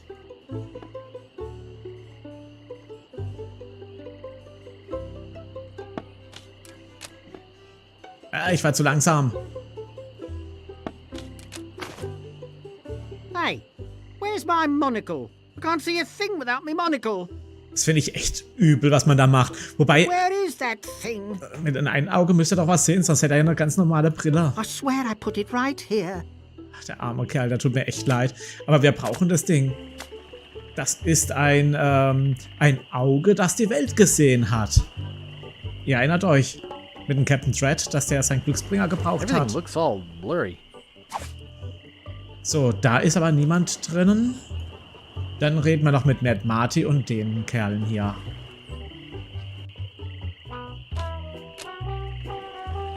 I made Largo leave this island. You made cards out of sand. Do I care? I guess I'll be going now. Hey guys. Hallo. Yo.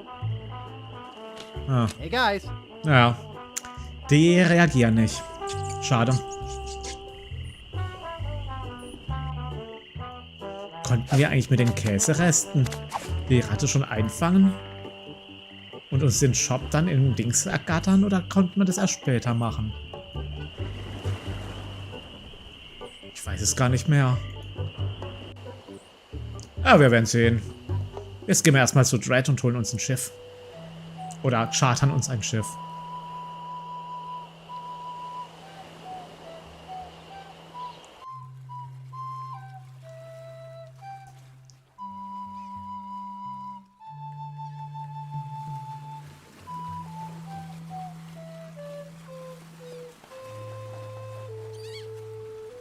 Oder muss man das gar nicht machen?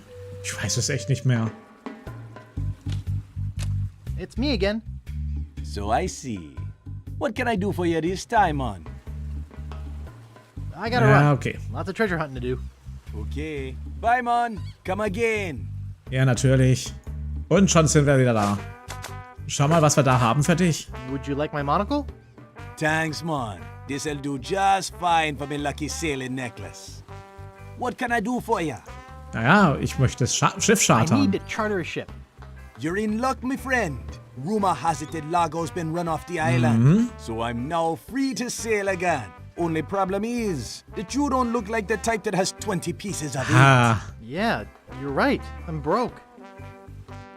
Okay, ich verstehe. Dafür haben wir die 20 Gold gebraucht. Ich habe noch gewusst gehabt, wir brauchen für irgendwas 20 Gold und wir kriegen hier nur 19. Okay.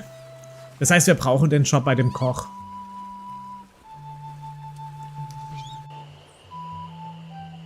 Für das Monokel hätte er uns diesen einen Goldstück Ermäßigung geben können. Aber echt. Da haben wir ihnen schon so ein wertvolles Geschenk gegeben. Und was ist? Naja. Was soll's. Besorgen wir uns noch ein bisschen Gold.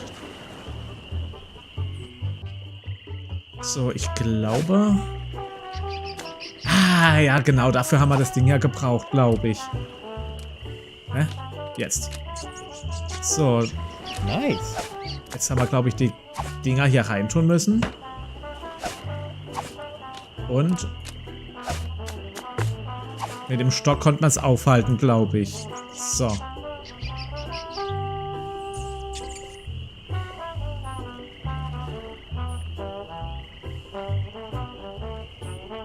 Ach, ja. Ich sollte vielleicht auch noch das Ding machen, sonst bringt es nicht wirklich was. Damit wir das Ding ziehen können. Sonst bringt es nämlich wirklich nichts. So. Haben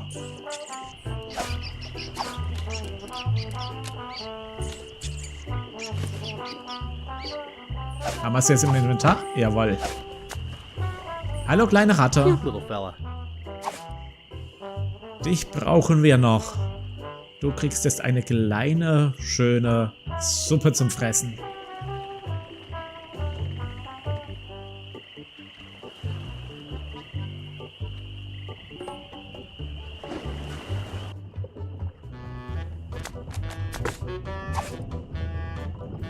Good thing this is a cold soup. Ja, zum Glück. Ugh, there's a rat swimming in it.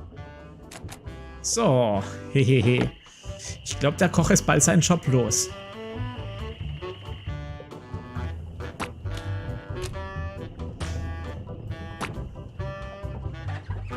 Excuse me.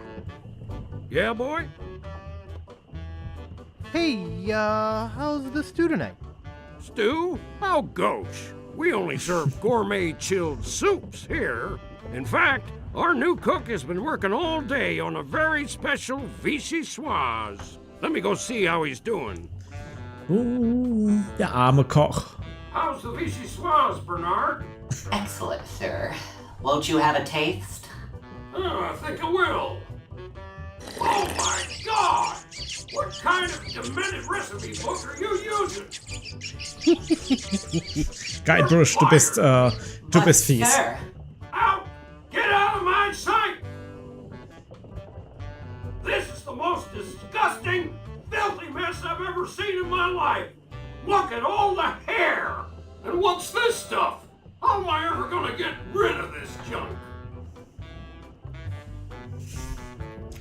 Well, here's your soup. I'm really not that hungry anymore. Dang. Hey, can you cook? A little. How'd you like a career in the fast-paced world of pub food cuisine? Are you saying there's an opening in the kitchen? Yeah. You interested? Klar. I don't know. How much does it pay? 420 pieces of 8 a week. First week paid in advance. Sure, I'll give it a shot. Great.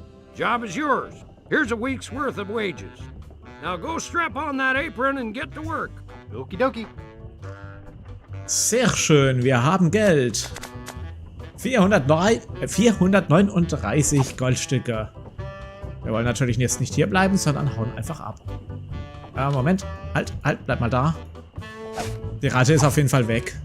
Yuck, the rat's been swimming in it. Und ich glaube, wenn wir jetzt reingehen, dann werden wir, glaube ich, gefeuert, oder? Ich probiere es mal aus, aber ich meine, das Gold haben wir ja jetzt schon. You're supposed to be cooking. I was out of milk. Nice try, but not good enough. You're fired. Ja, das ging schnell. Aber er hat uns ja das Geld für die erste Woche schon gegeben. Und ich habe nicht das Gefühl, dass wir hier nochmal anheuern wollten. Aber jetzt haben wir genug Geld, um uns ein Schiff zu chartern bei Captain Dread.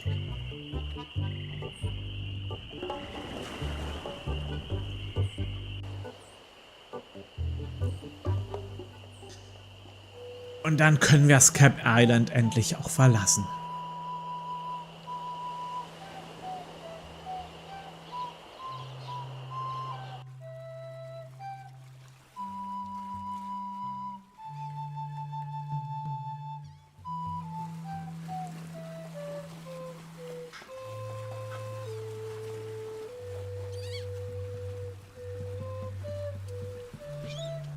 It's me again. So I see.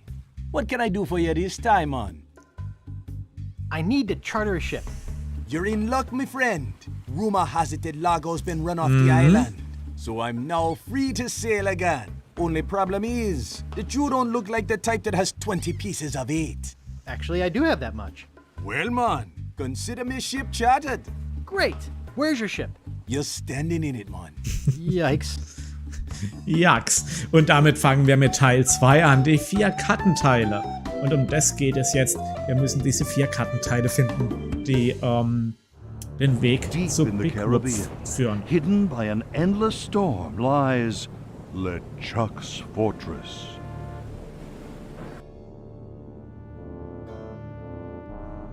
So, when are we gonna resurrect the old bloated fool?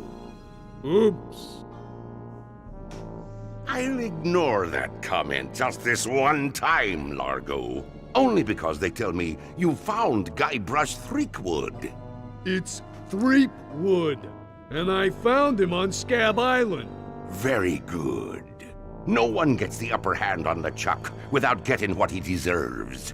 I want Guybrush brought to me, and I want him brought alive. I am entrusting this to you. Do not fail me. Never, your voodoo lordship. Aye. Guybrush Threepwood is finished. I need you to start building me a very special doll. With pleasure. Yes.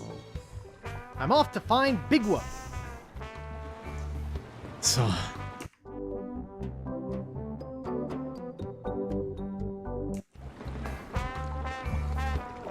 So, Papageienfutter. Sehr schön. It has a picture of a parrot on the front. Welcome to the Jolly Rasta. Where do you want to go? Möglichkeiten? I don't know. What are my choices? I only know how to get to 3 islands, man. What are they? There's where we just came from, Scab Island. The only island where pirates are free to be pirates. Da wollen wir jetzt gerade nicht hin. Booty Island. The festive French Mardi Gras party all the time island. It's run by one of the most respected and loved governors around, Governor Elaine Marley. Elaine? And last, there is Fat Island, a fascist dictatorship run by an over-bloated pig named Governor Fat. Here, take this easy-to-read reference map, courtesy of Dread Tours. You can use it to show me where you want to go. So, Scab Island, da kommen wir her. Booty Island und Fat Island. Ich würde sagen, wir gehen erstmal nach Booty Island. Vielleicht können wir ja einen Abstecher zu Elaine machen.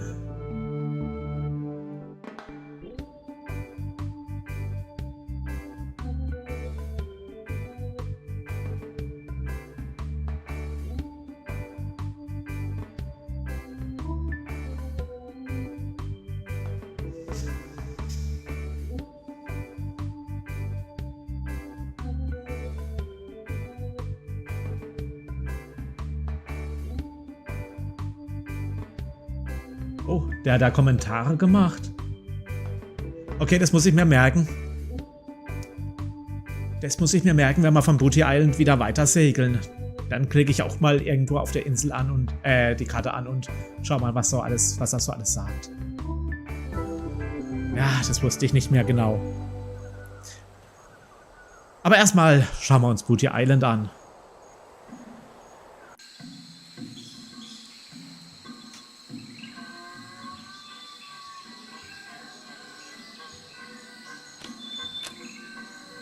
The sign says the Booty Boutique. Mementos, Souvenirs, Artifacts. Gehen wir doch gleich mal rein, wenn wir schon da sind.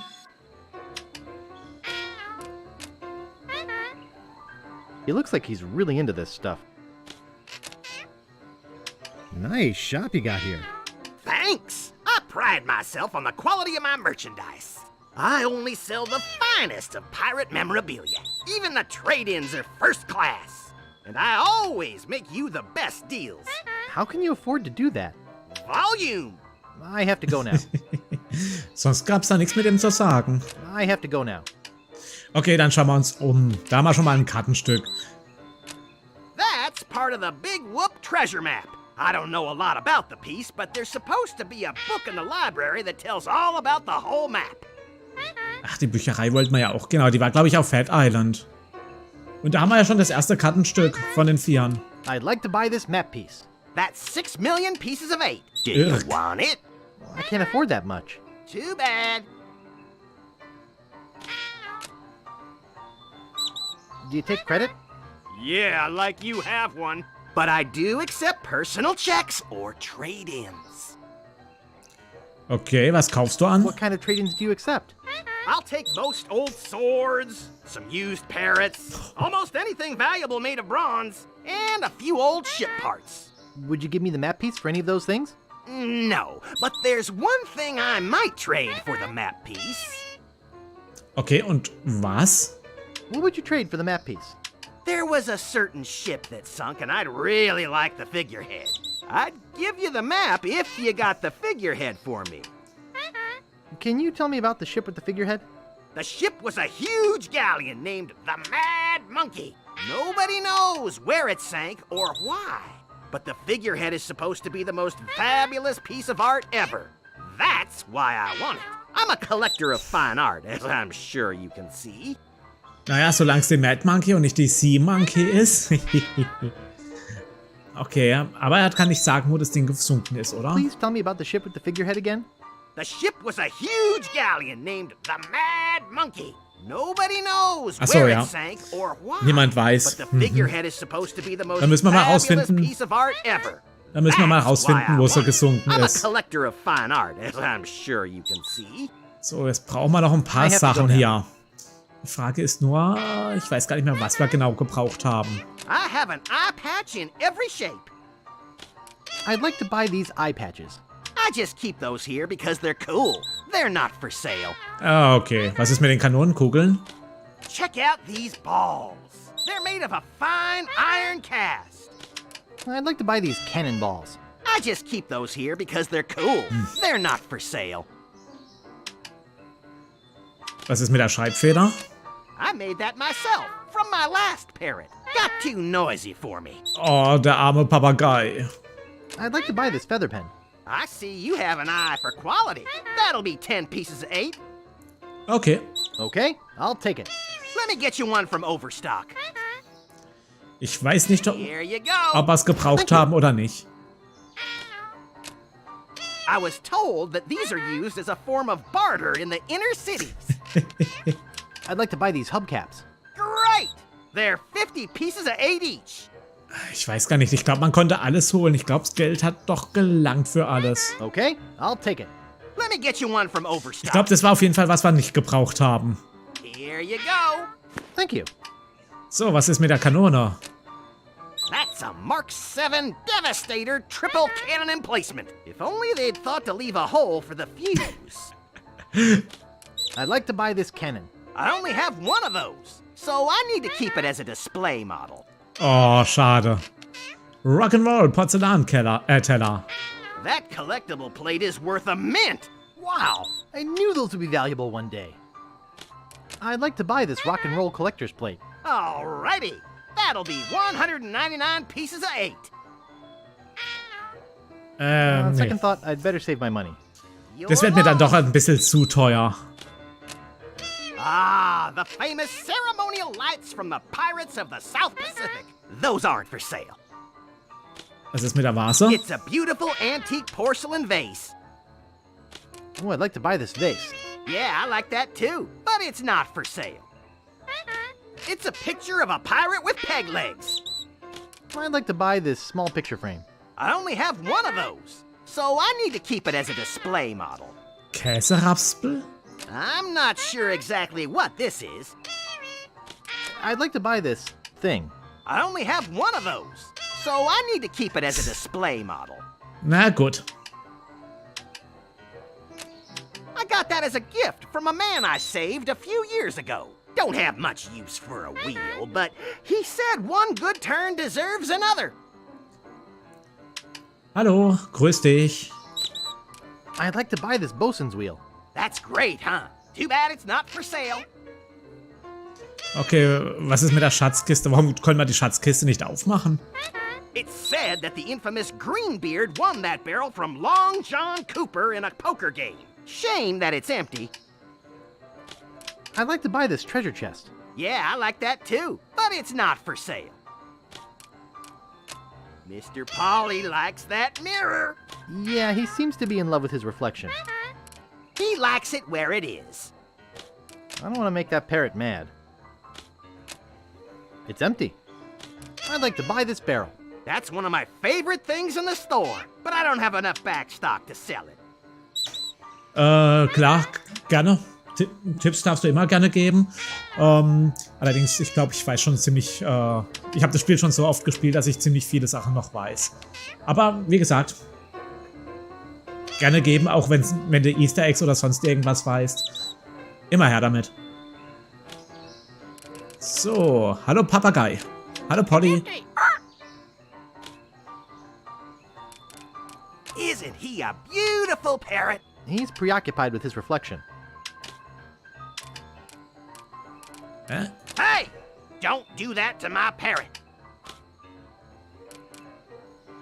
Sorry, he's not for sale. That's a real ship's horn, just like the ones used on modern ships. I'd like to buy this ship's horn. Alrighty, that'll be 40 pieces of 8. Wenn ich mich recht erinnere, den brauchen wir. Okay, I'll take it. Let me get you one from Overstock. Here you go. Thank you. So. It says, beware of parrot. I'd like to buy this sign. Sorry, that sign's not for sale. Oh. Well, I guess I could sell it. That'll be 5 pieces of 8. Okay, nehmen wir mit. Okay, I'll take it. Thank you.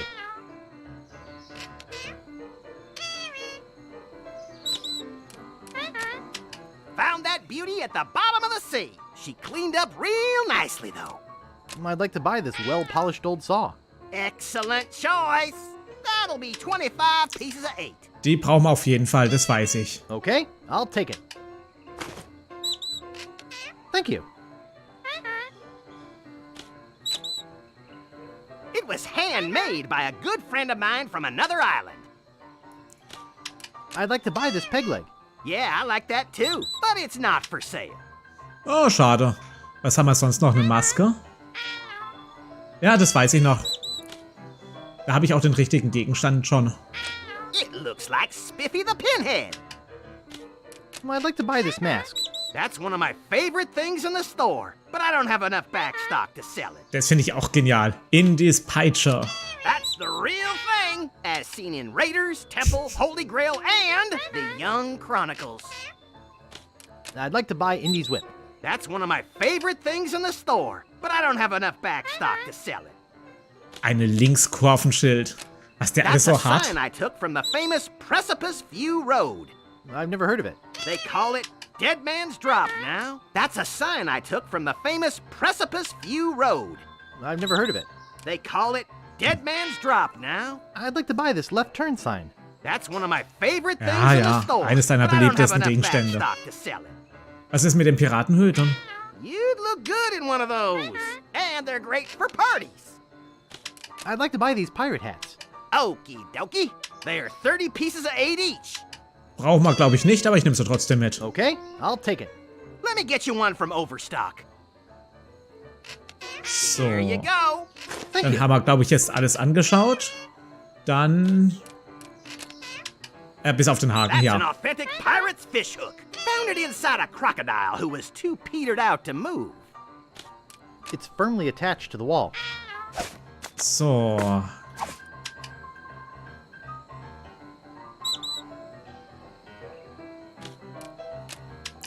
I'd like to buy this mirror. Okie dokie. That'll be 15 pieces of 8. Okay, I'll take it. Thank So. you. Jetzt haben wir auch den Spiegel. Ach, den kleinen Bilderrahmen haben wir noch nicht angeschaut. It's a picture of a couple of wenches. I'd like to buy this small picture frame. I only have one of those, so I need to keep it as a display model. Okay, wie viel Geld haben wir denn jetzt eigentlich noch? 244. I'm rich. Man braucht sie zwar nicht, aber... sollen wir die Rock'n'Roll-Porzellanteller auch noch holen?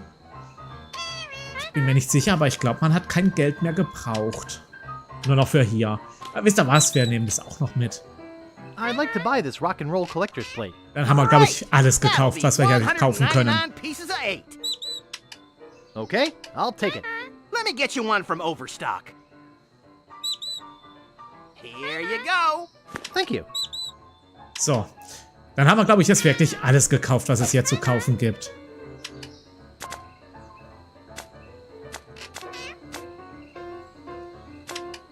Inspected by 27. Schade, dass man diesen Piratenhut sich nicht aufsetzen kann. Das finde ich ein bisschen schade. Aber gut, was soll's. So. Hallo, alter Mann. Hello there. Sorry, son. Didn't have my horn out. Could you say that again? I said hello there.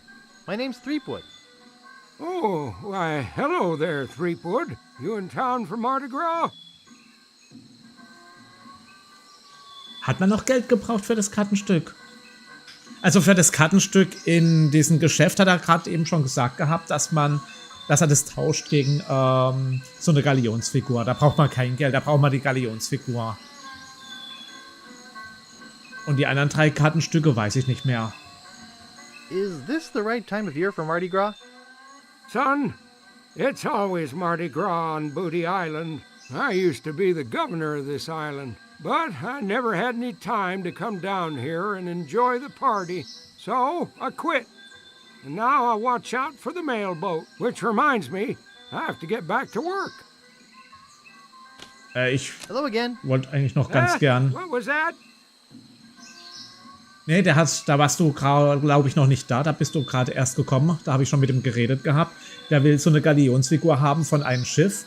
Von der Mad Monkey. Das untergegangen ist, aber keiner weiß, wo es liegt. Da müssen wir erstmal rausfinden, wo es liegt. Und dann dieses Ding bergen. What you looking at? I watch the sea. When the mailboat arrives, I blow this cannon. Dang ship's 3 days late. You don't have a brother named Marty, do you? Boy, the only Marty I know is Mardi Gras. Who? Mardi Gras. It's a joke, boy, a joke. You are Mardi here Gras. for Mardi Gras, aren't you? Hey, if it's a party, I'm there. Well, if it's a party... Oh, sure. And I'll bet you helped her beat LeChuck, too. Ja, natürlich. No, I beat him all by myself. Hey, kid, it's okay. Mardi Gras is the time for fantasy. Now just run along and enjoy yourself. Keiner glaubt uns. Und den einzigen Beweis ist auch nicht mehr da. So, wir können auch dieses Schiffsfahren benutzen.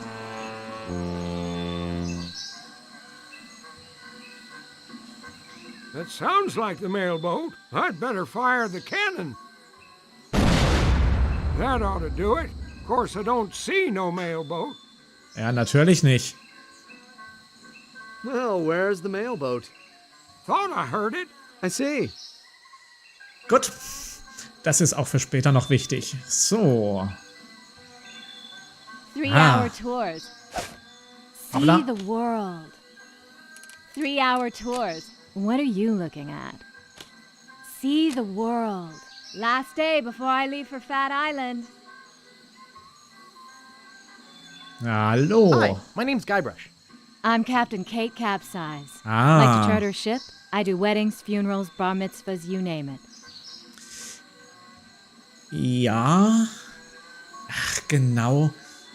Ich glaube, sie musste man chartern, um dieses Mad Monkey zu bergen. Das ging, glaube ich, nicht mit Captain Dread. Das muss man mit ihr machen. Von ihr haben wir ja auch schon gehört. Sie hat ja den letzten, ach, wie hieß es? Diesen alkoholfreien Grog bekommen. Von der Insel von Scat Island, von der Bar. I'm searching for the treasure of Big Whoop. Yeah? When I was the first mate on the Limping Limpet, we went in search of Big Whoop. We'd heard it was buried under a place called Blinky Island. Never found the island or the treasure. The captain eventually died of boredom while we were crossing the sea of beige flotsam. I hope your luck is better. Ah, bestimmt. Could I have one of those leaflets? Yeah, okay. Dankeschön. Could I have one of those leaflets? Hey, these things cost money. I'm interested in chartering a ship. Great.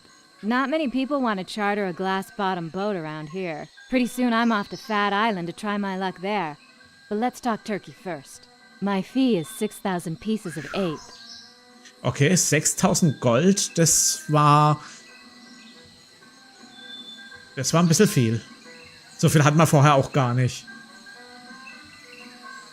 Don't you think 6,000 pieces of 8 is a bit high? No, I don't. Do you give credit? I don't have that much. I guess you'd better find some more then, huh? Cruises. Ich weiß gar nicht mehr, ich glaube, wir mussten ja die 6.000 Gold geben. See the world. Check it out. Na, kommen wir noch dazu. Glass-bottom boat. Jetzt schauen wir erstmal das Flugblatt an. See the world. Capsize charters. Glass-bottom boat for sightseeing or special interest voyages. There's a picture of her on it. Cruises. Ach ja, genau. Cruises. Check it out. Nee, ich weiß wieder, was man mit diesen Dings machen muss. Mit diesem Flugblatt. Ja. 3-hour tours. Ich erinnere mich wieder. See the world. So.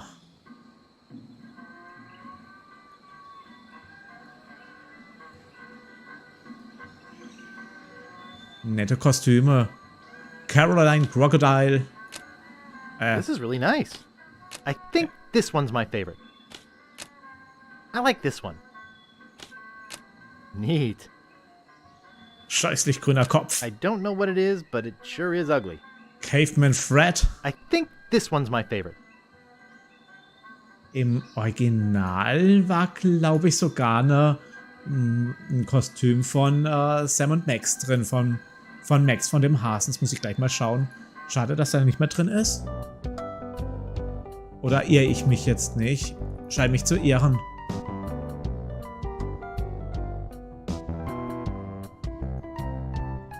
Ich hätte es gedacht, hier wäre ein Kopf von Max dabei gewesen.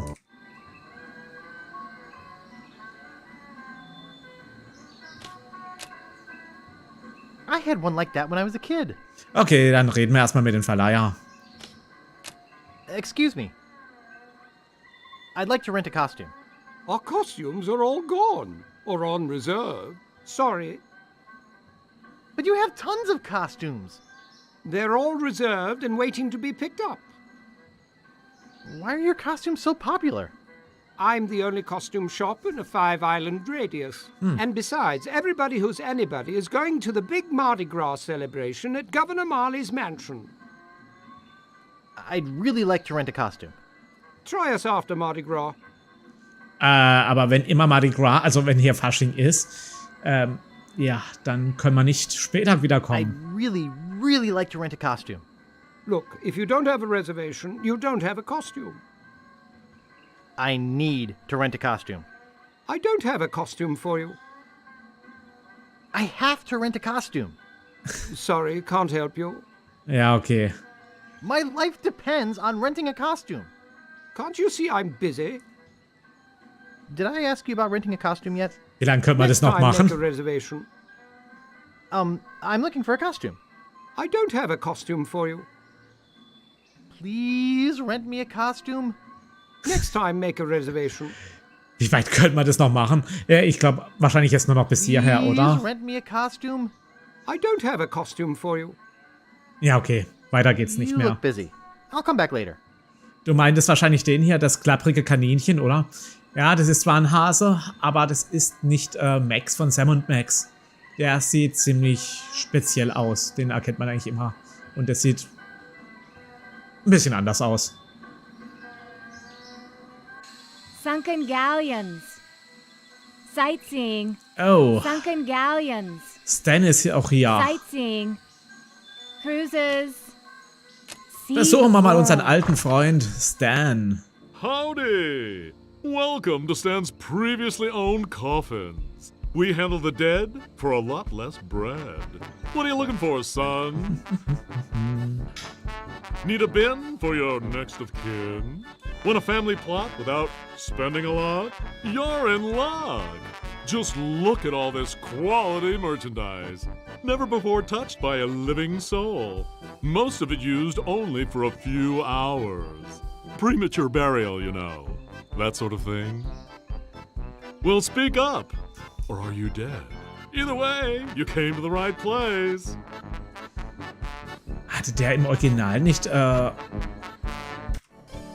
Nee, der hatte auch schwarz. Ich dachte, Stan hat immer dieses komische karierte Ding aus dem ersten Teil an. Aber ja, da, okay, es passt ja auch für Beerdigungen, Särge und so weiter, dass er da schwarz anhat. Aber ich habe mich echt erinnert, dass der eine andere Farbe hatte, dass er immer nur das hatte. Was? Da ist ein Sarg mit einem Lukas. Oh, da drüben, stimmt. Ha, wie geil. Das wäre mir jetzt gar nicht aufgefallen. Na, hat was. Didn't you used to be a used ship salesman? Well, yeah.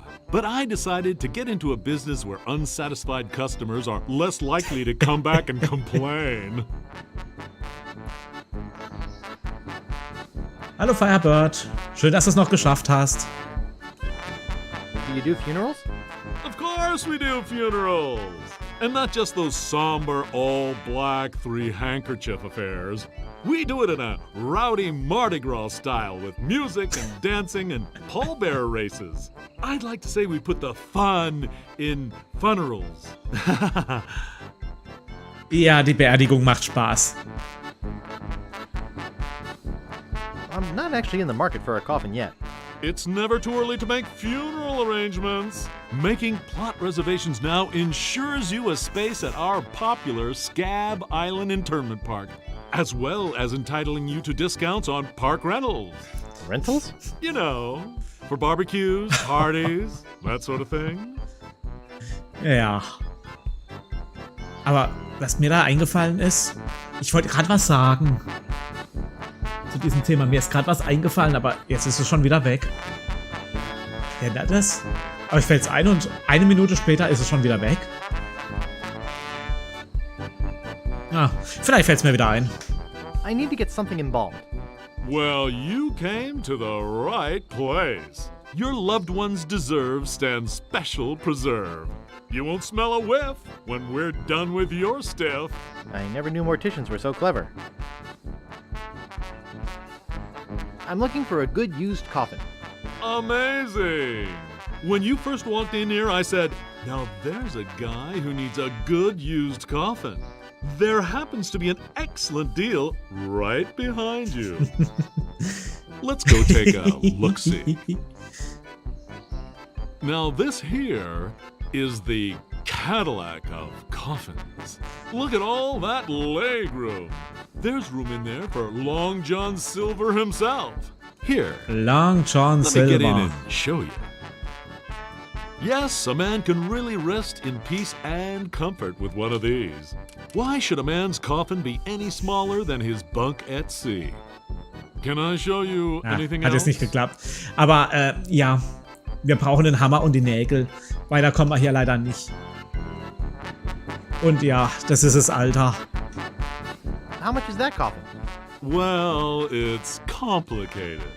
Pricing here at Stan's works on a sliding scale, based on one's ability to pay, so as to make a decent funeral affordable to even our poorest customers. That's very considerate of you. So, how much dough do you have on you? I don't have much. I see. I think cremation might be more appropriate in this instance. Wobei ich dieses Problem auch schon früher hatte, als ich noch jünger war, glaube ich. Na, egal. Was ich eigentlich jetzt ganz gerne hätte, wäre das Gummihuhn, das man versuchen könnte, mit jedem mit Gummihuhn zu bezahlen. Also nicht das Gummihuhn, ja doch, das Gummihuhn, dieses Gummihuhn mit Karabiner. Schade, dass man das hier nicht mehr hat. Actually, I'd just like to browse. Sorry. Health regulations prohibit me from allowing uncertified persons free access to used interment paraphernalia. Oh, shucks. I gotta go. See you later. Here, take this complimentary hanky. Just my way of saying, I care.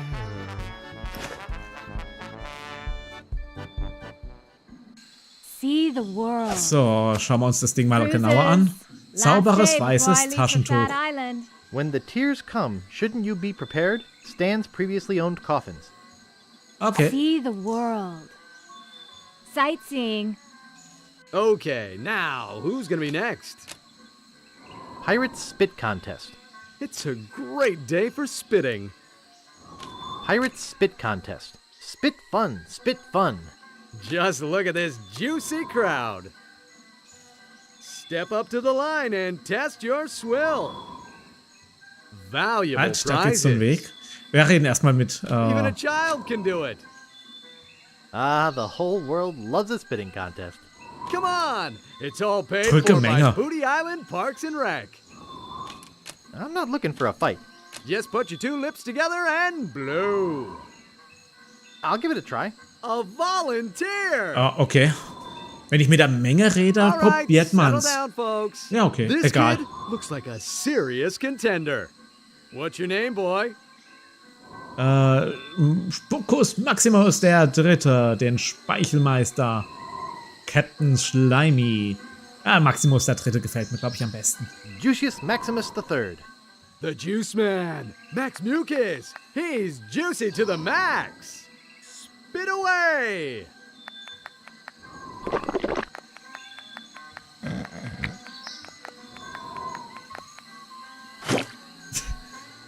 Oh, das war... Misfire!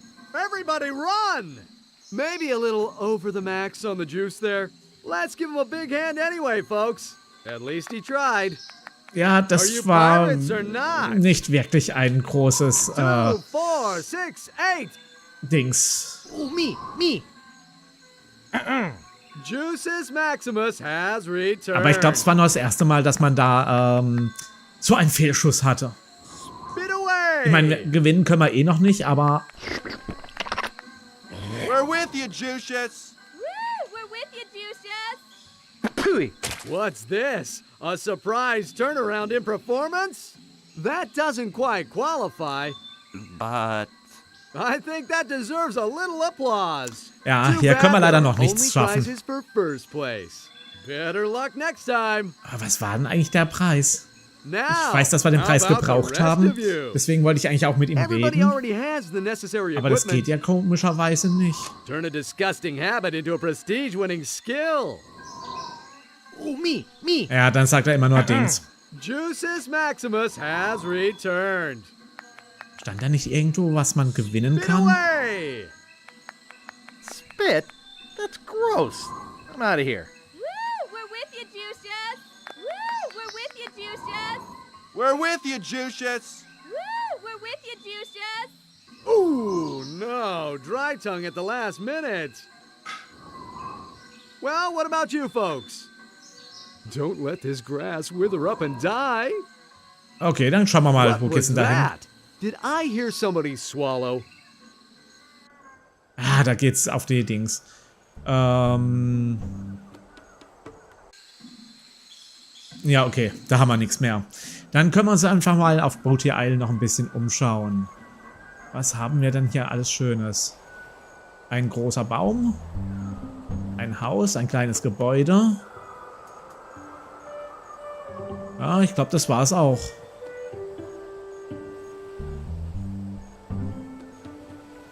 Dann gehen wir erstmal dahin.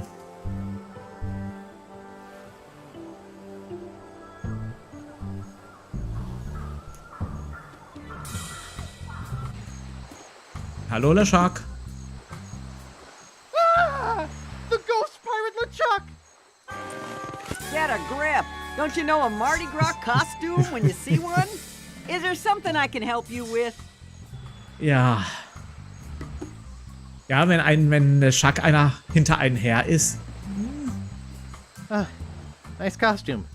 Almost scared me to death. Thanks. Where's your costume for the governor's party? I'm here for the governor's party. You mean Governor Marley's Mardi Gras fish fry? It's invitation only and costumes are required. This is my costume.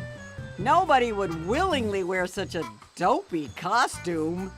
Ich weiß nicht, also ich finde, es sieht eigentlich schon ziemlich stylisch aus. Also mir gefällt das Teil, das er anhat. You mentioned a party before? Did you bring a costume and invitation? I don't have an invitation. Then you can't go past me. Okay, also hier kommen wir nicht vorbei. Gotta go. Keep up the good work. Das heißt, das Haus, was da hinten dran ist, kommen wir auch nicht hin. Okay, dann nur noch dieser große Baum. Und dann sind wir hier eigentlich schon fertig, glaube ich.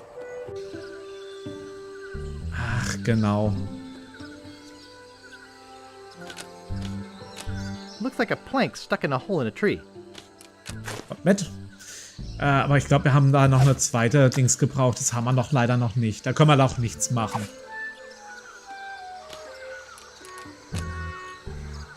How rustic. How rustic. How rustic. No thanks. Only shiny pages left in the catalog. Okay. Ja, ich glaube, das war's dann. Den Spukwettbewerb können wir noch nichts machen. Bei Stan können wir noch nichts machen. Wir haben noch nichts fürs Kostüm. Ne, ich glaube, wir sind erstmal fertig. Können wir zurück zu Dread gehen.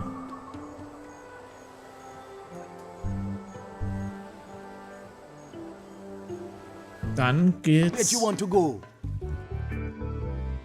Jetzt probieren wir es mal aus mit der Karte. We can't go there, man. That's the forbidden triangle. Sagt er immer dasselbe hier? We can't go there, man. Ja, okay, That's the Tatsache. forbidden square. We can't go there, man. That's the forbidden pentagon. We can't go there, man. That's the forbidden circle. We can't go there, man. That's the forbidden hexagon. We can't go there, man. That's the forbidden parallelogram. We can't go there, man. That's the forbidden octagon. We can't go there, man. That's the forbidden trapezoid. We can't go there, man. That's the forbidden rhombus. We can't go there, man. That's the forbidden ellipse. Oh Mann, oh Mann. Nee, ist es nicht. Ich habe das Spiel schon sehr, sehr oft gespielt. Einmal die Originalfassung damals habe ich sehr oft gespielt gehabt. Und diese Fassung, die Special Edition, habe ich einmal schon gespielt. Wobei die von den Rätseln ja genau dasselbe eigentlich ist. We can't go there, man. That's the forbidden dodecagon. Okay, dann geht's nach Fat Island.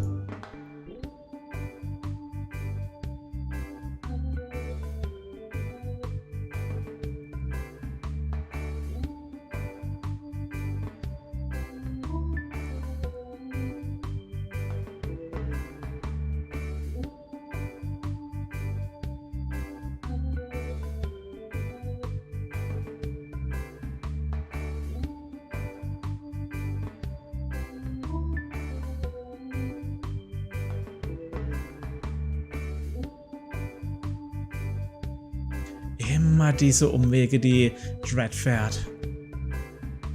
Naja, aber er kommt an. Fat Island. Ah ja, und da gibt es ja auch die Bücherei. Oh, genau. Excuse me, sir. Yes? Aren't you Guybrush Threepwood? Was für einen Schnauzer sie ihnen da gegeben haben. Also, mein Name ist Müller. Wer will das wissen? Nee, mein Name ist Müller. No, my name is Smith. You must have me confused with someone else. Smith, eh? That's an unusual name. Perhaps you have some identification? Look behind you! A three-headed monkey! Nice try, Guybrush. You'd better come with me. Governor Fat would like a word with you. I'm really very busy. Could we do this another time? Coming. Was für ein Grobian.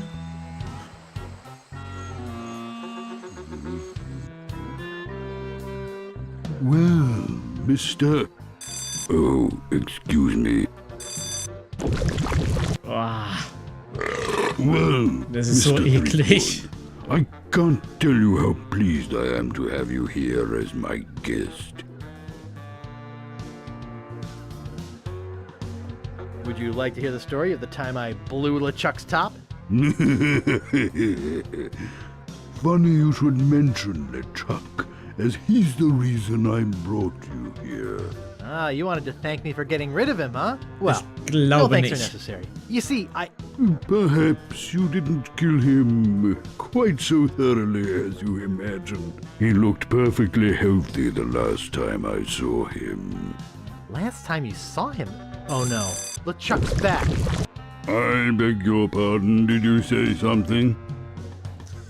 Ja, aber dass der wirklich so gut aussah. Ich meine, er ist gerade ein Zombie. Kann man eigentlich Zombie dazu sagen? Oder eher Ghoul? Auf jeden Fall eine verwesende Leiche.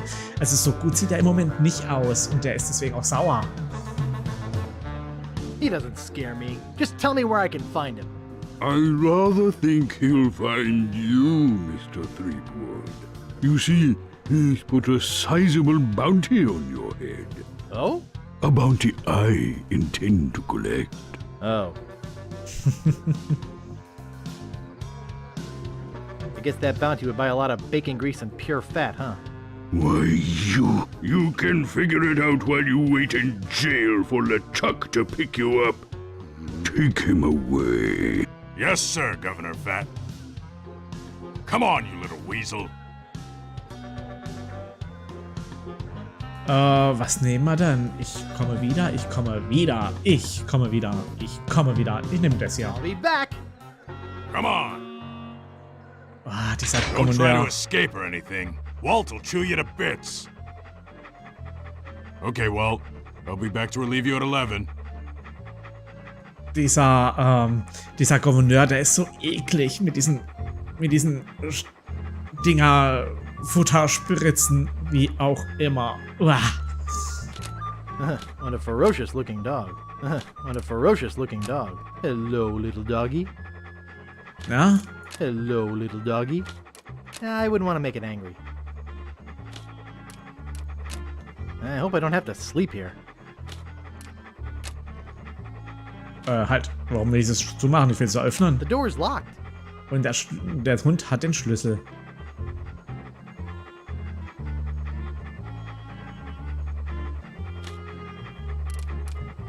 The door is locked. Ja, Monkey Island 2 ist einfach großartig. Das war damals schon ein richtig großartiges Spiel in der Originalfassung. So sah es übrigens in der Originalfassung aus. Immer noch gut. Ich mag den Pixel-Look eigentlich sehr gerne. Und da haben sie das jetzt hier rausgemacht. Es ist schon ziemlich genial. Ha, wir haben einen Stock. Willst du einen Stock haben? A ferocious looking dog. Hey, sie haben unser Geld gelassen.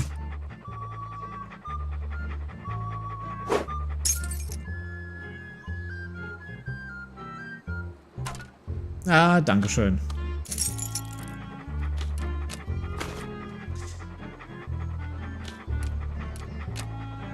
A fine example of dieting gone horribly wrong. Mit der Diät? Ich glaube, das war keine freiwillige Diät. He's not exactly my type. Hey, who's your tailor? Hey, who's your tailor? It's a tibia. I can't reach that from here. I can't reach it. Ja, okay. Aber dafür haben wir ja jetzt den Stock. Watch me flip it right into my pocket. They don't call me the Bone Master for nothing. Das hat nicht ganz so gut geklappt. So. Und? Willst du einen Knochen haben? Here, doggy doggy. Here, boy.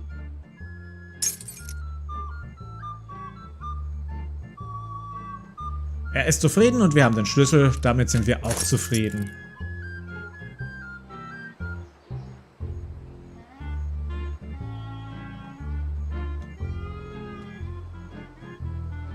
Mhm. The door is locked. Hoppla. Ja, wie ein Zeichentrickfilm. Das passt schon. Gerade wenn man zur alten Zeit denkt. Hm?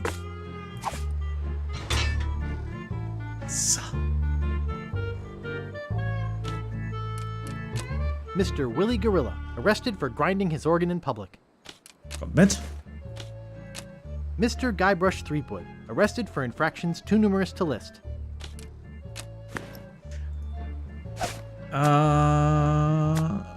Dann öffne Mr. Guybrush Threepwood, arrested for infractions too numerous to list. Hey, that tickles. So, da haben wir unser ganzes Zeug wieder. Dann machen wir noch das auf. There's a banana in here and an organ. I don't know how to play. Na, schade. Das wäre jetzt auch schön gewesen, wenn er spielen könnte. Okay, damit sind wir fertig.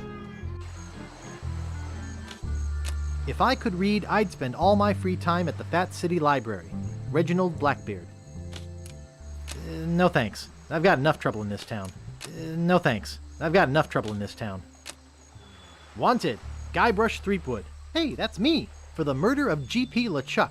Also for the use of witchcraft on the person of Largo Legrand. The thievery of clothing and medically prescribed hair supplements for such witchcraft. Grave robbing. Trespassing. Larceny without a permit. Exceeding allowable FDA limit for rodent parts and vichyssoise. Unauthorized exiting from a penal institution. Impersonating a federal mail boat. And releasing a dangerous reptile in a populated area. Also wanted for questioning regarding the disappearance of prescription eyewear. Reward offered for information leading to the suspect's apprehension. Threepwood is to be considered armed and dangerous. Armed and dangerous? Right on.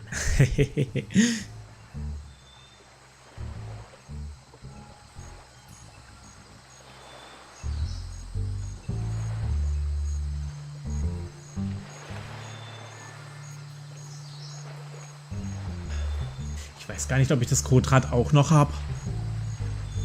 Es kann sein, dass ich das auch noch irgendwo rumliegen habe. Ja, das war einfach so klasse mit dem Ding. Was ich auch klasse finde, ist das, was wir jetzt gerade angeschaut haben. Egal, was wir machen, was wir anstellen. Das Teil, was hier wanted ist, also diese Vergehen, die werden immer mehr kommen. Das hätte man die Ratte war auf jeden Fall, ich weiß es gar nicht mehr. Wir werden auf jeden Fall, alles was wir anstellen, wird hier noch aufgelistet. Das heißt, es lohnt sich hier auf jeden Fall den Poster nochmal öfter anzuschauen. Und wir können jetzt was ganz Nettes machen. Ich weiß gar nicht, habe ich da auch Kleber dazu gebraucht? Oder ging das auch so?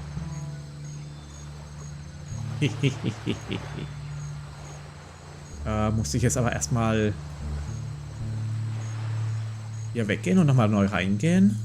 Wahrscheinlich. Ist das fies.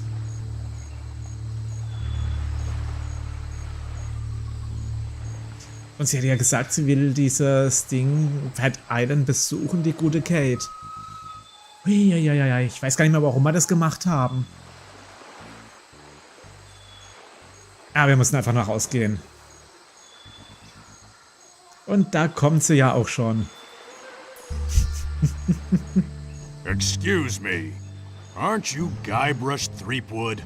No, my name is Kate Capsize. You must have me confused with someone else. Kate, eh? That's an unusual name. Perhaps you have some identification. My ID is on my ship. Wait here while I go and get it. Nice try, Guybrush. I don't know how you got out of the jail, but I'm taking you back in. So, und zurück. Ich weiß gar nicht, wenn wir sie befreit haben, war sie dann so dankbar, dass wir ihr Schiff chartern konnten? Oder hat sie einfach was zurückgelassen?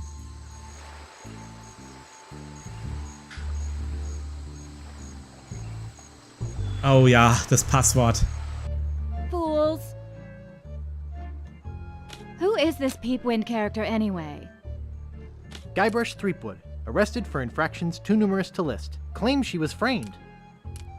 I'll figure a way out of here. So, dann schauen wir mal an, was sie dabei hat. Oh, ist das Guybrush fies. Threepwood, Hoppla. arrested for infractions too numerous to list. Hey, there's some near grog in here. Der Beinagrog, da haben wir Who ihn is ja. this Peepwind character anyway? It's a plastic recyclable bottle of near grog.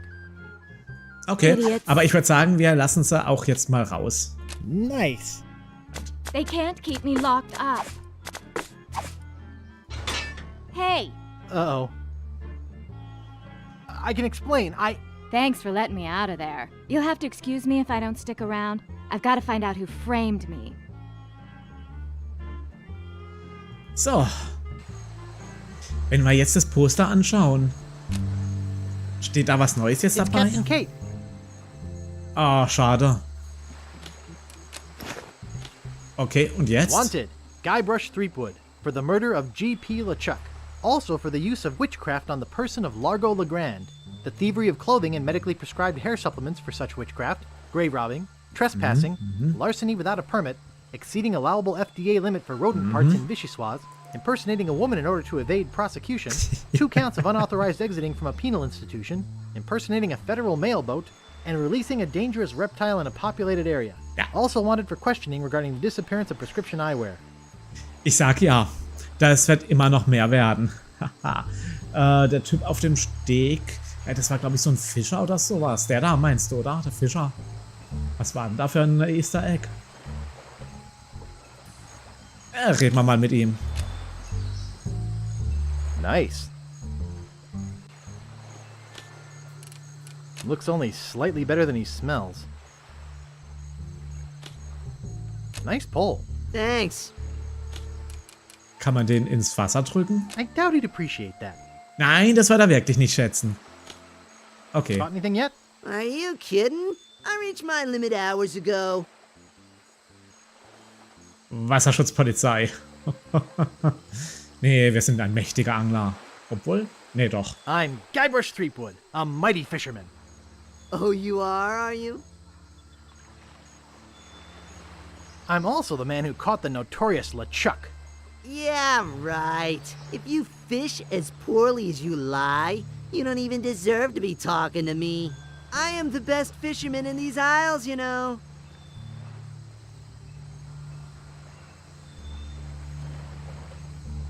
You? Why, you couldn't fish your way out of a paper bag. What? The pike I catch make Pike's Peak look like an anthill. That's why I'm known as the blowfish.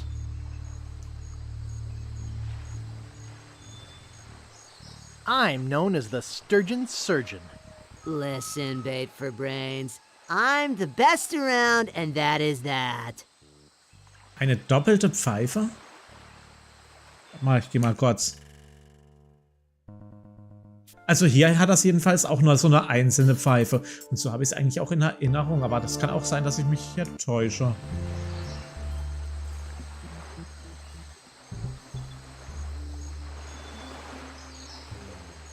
Not if your hooks are as dull as your wit. Perhaps you'd like to make a small wager, Mr. Fisherman?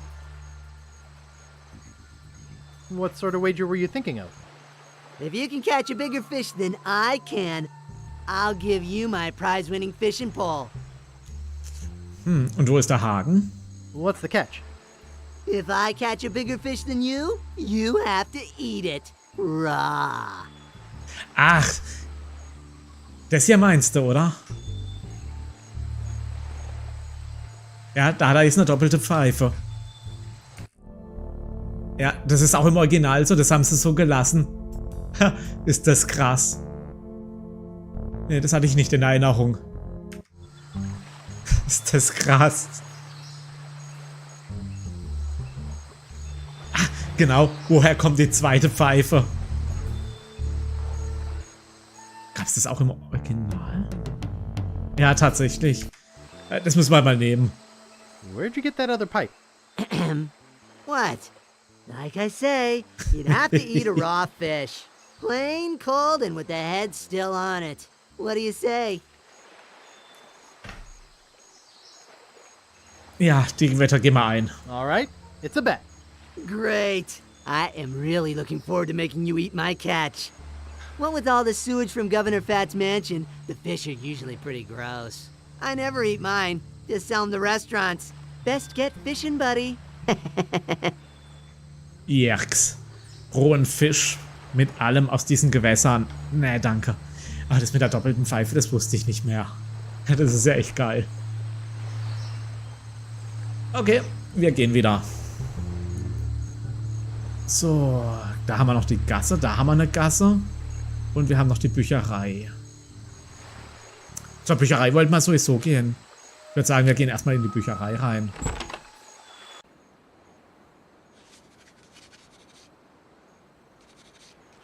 Und reden mit der Bibliothekarin, bevor wir uns umschauen. Kind of surly. Ist ja schon gut. Want to hear a fantastic ghost story? This is a library. Whisper! Now, what is it? Flüstern! Why do you have a model lighthouse here? There's a new lighthouse being built in town. That is a scale model of what it will look like. Does it work? It wouldn't be much of a lighthouse if it didn't, now would it? Actually, I meant the model. Oh, yes, normally the model works too. The bulb is burned out right now, but there's a scaled-down lens inside. Ach, an die Linse müssen wir auch kommen. I'm looking for a book. Do you have a library card? Ja, konnte man nicht auch noch einige Bücher ausleihen? Da gab es ja auch, glaube ich, ein Buch drin von Guybrush Threepwood, wie ich LeChuck besiegte oder so irgendetwas. Ja, da waren einige gute drin. No. How do I get one? I'll need some personal information. Name? Herman Threepwood. Nee, ich glaube, wir bleiben bei Guybrush Threepwood. Guybrush Threepwood. Address? Hahaha. Baker Street 221B. Das ist gut. 221B Baker Street. Age? 21. 21. Occupation? Pirat. Pirate. Vices? Nasebohrenfinger. Rauben und Brandschatzen natürlich. Murder, arson, thievery, that sort of thing. I see. All right. Your library card will be mailed to the address you gave me. In the meantime, take this temporary card. You may check books out of the library, but only 4 at a time. That's about as many titles as I can remember anyhow. What book are you looking for? I don't know. What have you got? You expect me to name every book in the library? Ja. Use the card catalog like a normal person. Ja, okay. Das machen wir es auch gleich mal. Looks like a normal ladder to me. This is a library. I don't want to carry that many books with me. Please be quiet. Irgendwie hängt die Maus gerade. Ah, jetzt. There's so many books here. I'll never be able to find anything. You're disturbing people. Jetzt sind doch gar keine anderen. Okay, wir schauen uns das Modell an. This looks like a lighthouse on a beach. Lower your voice. There's a model lighthouse lens inside. This is not hog calling practice. Kommt mit. Und so, damit es auch nicht auffällt. It's stuck. I think I broke it. I won't ask you again. Alles kaputt gemacht. Alles kaputt gemacht. Da ist schon wieder ein LucasArts Bild. Ah, da hinten. Ja. Schön gesehen. Wäre mir wieder nicht aufgefallen. So, jetzt schauen wir uns die ganzen Bücher an. Was haben wir denn da alles? Biografie. Huch. Memorien von Captain Gilbert. Das ist auch nicht schlecht. Captain Gilbert. Biografie einer Handvoll Krebse. Captain Twiddlemore. Big Whoop. Siehe Schatz. Ich glaube, das Buch haben wir. Archäologie. X zeigte noch nie die Stelle von E. Jones. Erwachsenenunterhaltung. Die Bekenntnisse der Zelda Kabuckel. Memoran von Frau von zweifelhaftem Vergnügen.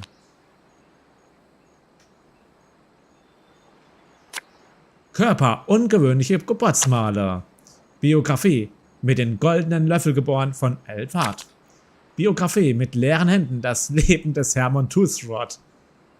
Was passiert eigentlich, wenn wir das Buch ausleihen und uns anschauen? Both hands empty. I'll have to remember that.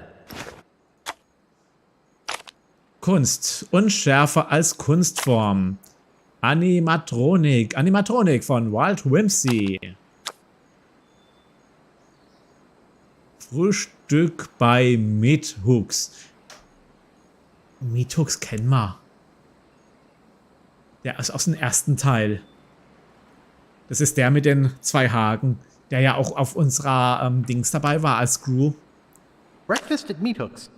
I'll have to remember that. Ich weiß nicht, was passiert, wenn wir uns das ausleihen. Ich muss es mal ausprobieren. Mein Leben mit Blackbird. Mit vollen Händen die Geschichte von Stan.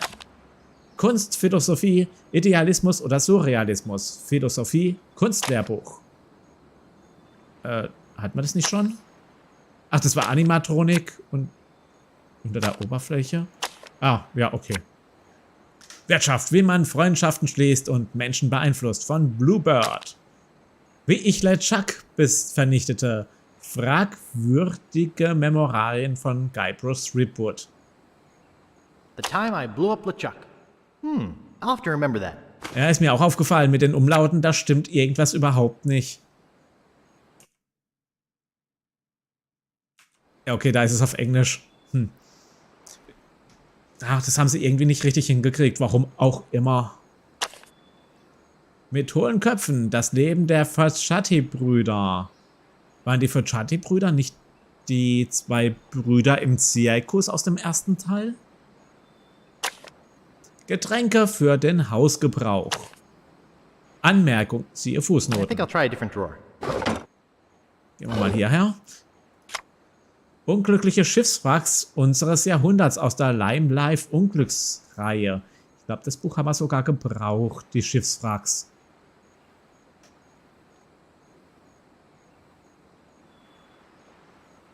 Ja, ich weiß, das Limit an den Dings. Wisst ihr was? Mir reicht's mit dem Katalog. Ich gehe jetzt mal kurz raus und leih mir da noch Bücher aus. Einfach mal, um zu schauen, was passiert. Ich kann es ja wieder zurückgeben. Pardon me, miss. What do you want this time? I'm looking for a book. What book are you looking for? Do you have The Time I Blew Up LeChuck? Der Stuhl ist auch klasse. Okay, here you go. Anything else? Do you have both hands empty?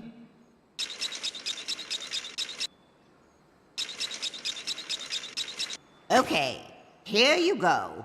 Anything else? Ja, Frühstück bei Do Meathook. you have breakfast at Meat Hooks?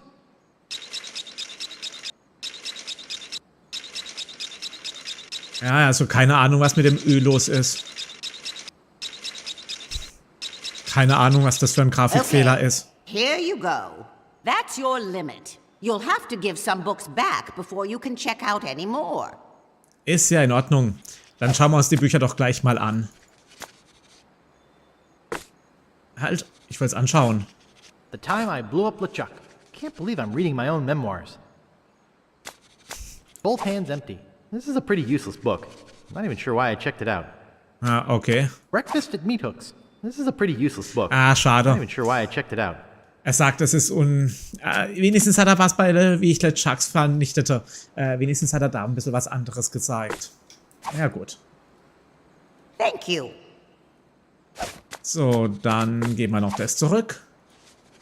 Thank you. Dann noch das hier. Thank you. So.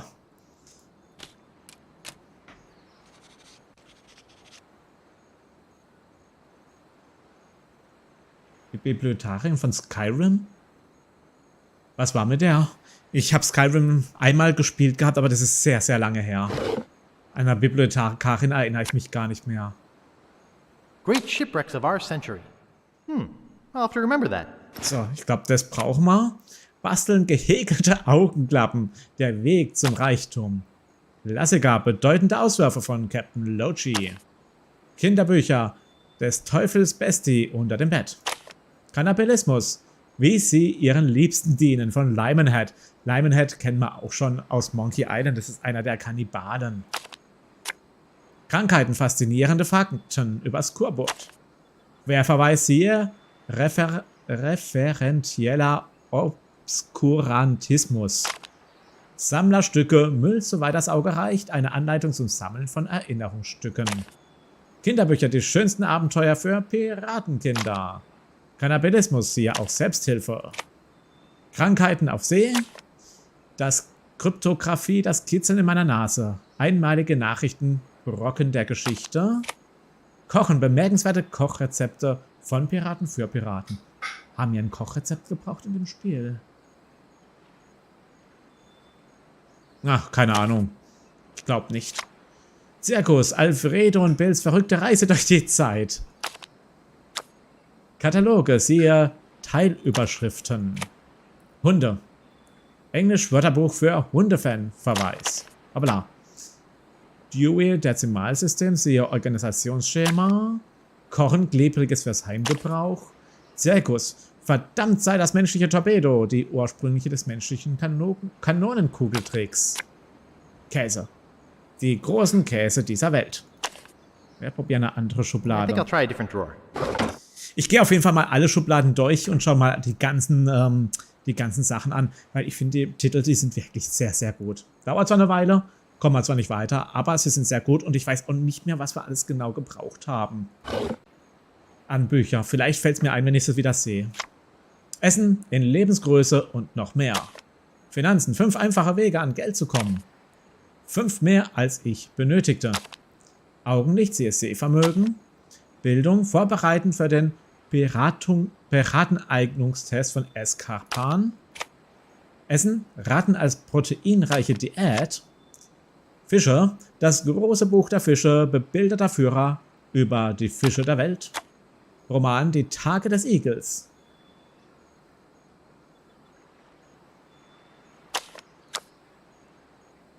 Washington-Dynastie, siehe Spiele.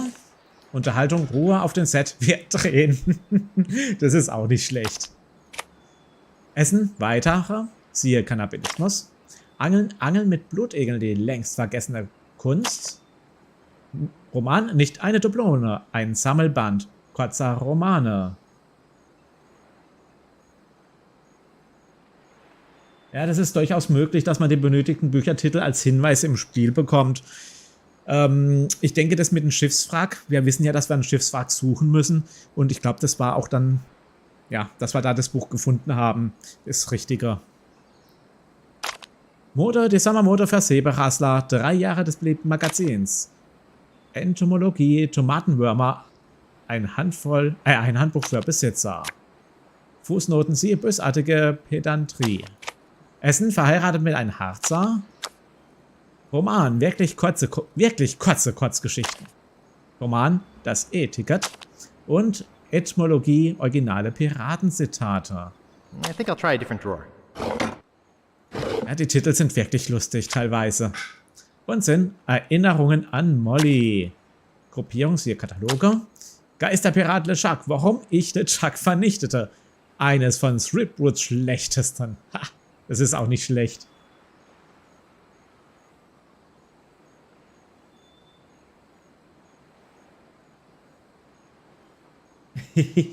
Das hört sich nicht schlecht an. Das ist mal ein ziemlich krasses Rezept. 1 Liter Rum, 20 cl Zitrone, 30 cl Limonsaft, 40 ml Apfelsaft, Zubereitung rumtrinken, Rest wegschütten oder so ähnlich. Ja, der ist echt gut, da hast du vollkommen recht. Geisterpirat LeChuck, als ich LeChuck vernichtete, eins von Threepwoods schlechtesten. Spiele, die Könige des Shuffleboards, ein Bericht über Farthington-Dynastie. Humor, Galgen. Warten auf deine Hinrichtung, Dutzende lustige Sachen für das Schafott. Geschichte, sie aus Cap Island. Grog, Abhängigkeit von Ich war Blackbeards Leber, die erschreckende wahre Geschichte eines bekennenden Grogaholikers. Geisterpirat LeChuck, wo ich LeChuck vernichtete, eines von Threepwoods schlechtesten. Der hat ziemlich viel geschrieben. Kein Wunder, haben die Leute ihn, ja, konnten sie die ganze Sache nicht mehr hören. Ahnenforschung. Meine Mutter, der Einkaufswagen, seltsame, aber wahre Geschichten. I think I'll try a different drawer. GH war das, dann kommt jetzt das hier mal dran. Kiel holen in der Theorie und Praxis. So, Moment, ich muss mir gerade mal was einschenken.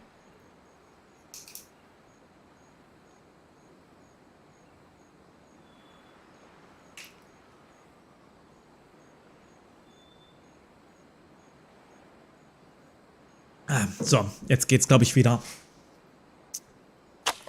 Justiz, Faustkampf bei Gericht, Kritik an modernen Rechtssystemen. Steuerbehörde, siehe imaginäre Zahlen. Indexe, siehe Indizes. Eiscreme, beliebte Eissorten des Piraten. Ketchup, siehe Gemüse. Jugendlicher Leichtsinn, der Meister des Rinderwahnsinns, gesammelte Aufsätze über Art und Weise. Wolpertinger, siehe Genetik. Brandmale, ungewöhnliche Brandmale. Götzenbilder, Tiki-Figuren der Südsee. Nieren, wichtige Organe Band 3, Ausklappbuch der Nierenfunktionen. Okay. Karate, siehe Kampfsport. Jellys Geschichte. Indizes, hier Titel. Iglo-Bauten leicht gemacht. Ich glaube nicht, dass wir das brauchen. Kleptomanie, Lebenslauf eines Kleptomanen. Karma, mein Karma ist ein Dogma, siehe auch Philosophie. Quallen, Verwandte ohne Rückgrat. Minderwertigkeitskomplex, der komplexe Komplex. Imaginäre Zahlen, die neuen Steuergesetze, Trivialroman. I think I'll try a different drawer. Musik, Erstausgabe. 50 einfache Wege an Geld zu kommen. Hat man das nicht schon? Das ist was Ähnliches jedenfalls. Kampfsport, die Kunst des Knochenbrechens. Texte, Rock und widerwärtiges, verbotene Alben der letzten Jahrzehnte. Labyrinthe, siehe Postleitzahlen. Oh Mann. Musik, Piratenlieder zum Abgewöhnen. Berge, die Faszination der Berge. Mathematik, die Formel der Unendlichkeit. Magie, siehe Voodoo. Voodoo könnte interessant sein, aber darf nicht sogar ein Buch gebraucht? Ah, wir werden sehen. Sprache, lästiger Sprachsatz des Piraten, ein Wörterbuch der modernen Umgangssprache. Musik, Triangel für Anfänger. Musik, Elvis lebt, Vorhersagen zur zukünftigen Musik von Nostradamus. Irrgartenbau, siehe Anmerkung. Seekühe, feuchte Jungfern aus der Tiefe. Läuse, Läusehaltung mit Erfolg. Geheimnisse, wie viel Holz? Aus der Biber-Geheimnisreihe.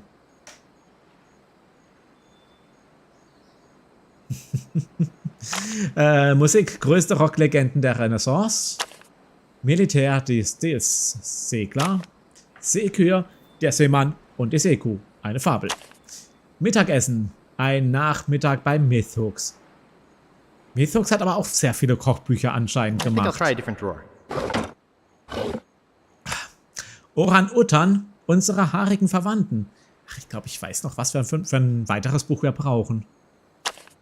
Obszönität. Symbole als Ersatz für obszöne Worte und Sätze. Das ist auch gut. Nostalgie, der Brunnen ewiger Jugend von Ponce de Leon. Geräusche, der ultimative Führer durch die Welt des Comics. Narzissmus, ich bin ein egozentrischer Narzisst. Organisationsschema, siehe Labyrinthe. Okra, belebte Eintopfrezepte, siehe auch Essen. Zahlenkunde, Zahlenspiele für den Einsteiger. Kopfnüsse, Kopfnüsse für Fortgeschrittene. Narkolepse, Bekenntnis eines Narkoleptikers. Origami, Papiertiger, fortgeschrittene Origami-Entwürfe. Oliven, der Feind auf meiner Pizza. Untersuchung des erzwungenen Olivenverbrauchs. Nylon, Wort für Piraten, Nylon, was? Wofür Piraten Nylon brauchen könnten. Ja, das wofür habe ich jetzt als Wort gelesen. Ja, egal. Normalität, Trautesheim, soziologische Studien. New Age, Gilberts verdammte Wortspiele. Da haben wir wieder unseren guten Freund Ron Gilbert. Orthopädie, hör auf meine Füße. Optimismus, der Regenbogen am Horizont. Übergewicht, warum ich geliebt werde, von L. Pat. Nasen, Hupe, wenn dir danach ist. Erkältungen, Allergien und andere Leiden. Nacht, mein Leben unter dem Bett. I think I'll try a different drawer. So, dann sind wir gleich mit der zweiten Reihe fertig. Romantik, die beharrliche Präsenz der Leidenschaft von Melanie Leary. Romantik, das Ende des Verlangens von Melanie Leary. Rekursion, siehe Rekursion. Piraterie, das Lehrbuch der Piraterie für den Anfängerpiraten. Philosophie, Licht am Ende des Tunnels, eine philosophische Abhandlung. Romantik, die kläglichen Reste einer Romanze von Melanie Leary. Romantik, der letzte Rausch der Faszination von Melanie Leary. Rezepte, Voodoo, die Freude am Hexen. 101 wichtige Voodoo-Rezepte. Da bin ich mir jetzt nicht sicher. Könnte man das brauchen? Ich probier's mal aus. Ich merk's mir mal. I'll have to remember that. Da bin ich mir nämlich nicht sicher. Poesie. Wir falten ein Dreimaster-Poesie vom Piraten. Philosophie, die rastafarische Weltbild. Romantik, die schäbige Abgesang der Sünde von Melanie Leary. Romantik, die andauernde Trägheit der Lust von Melanie Leary. Referenzieller Obskurantismus, siehe Gruppierung. Zitate, berühmte Piratenzitate. Plündern, Lehrbuch für Piraten, Band 4 aus der beliebten Anleitungsreihe. Romantik, Sehnsucht nach der Vergangenheit von Melanie Leary. Romantik, für ein Apfel und ein Ei von E. Marley, ein Bericht über ihre Zeit mit Guybrush Threepwood. Der wäre auch wieder interessant. Dann haben wir jetzt schon 3 Bücher wieder zusammen. Den merke ich mir auf jeden Fall auch mal. Das muss ich mal lesen, was er da, ob da Guybrush was dazu sagt. Ah, halt. Wo war's denn? Hä? Ja, das hier. Das hier wollte ich noch... Hä? Next to nothing. Ah, okay. Jetzt ging's. Komischerweise ging das gerade nicht. Züchtung siehe Läuser, Plünderung, Lehrbuch für Piraten, Band 9. Okay. Ich weiß nicht, wie viel ich mir merken kann. Ob ich mir nur die 3 Bücher merken kann, die ich jetzt schon habe. Wenn nicht, muss ich es mir aufschreiben. Dummheit, der durch die Wand geht. Eine Analyse des Systems, Patent angemeldet.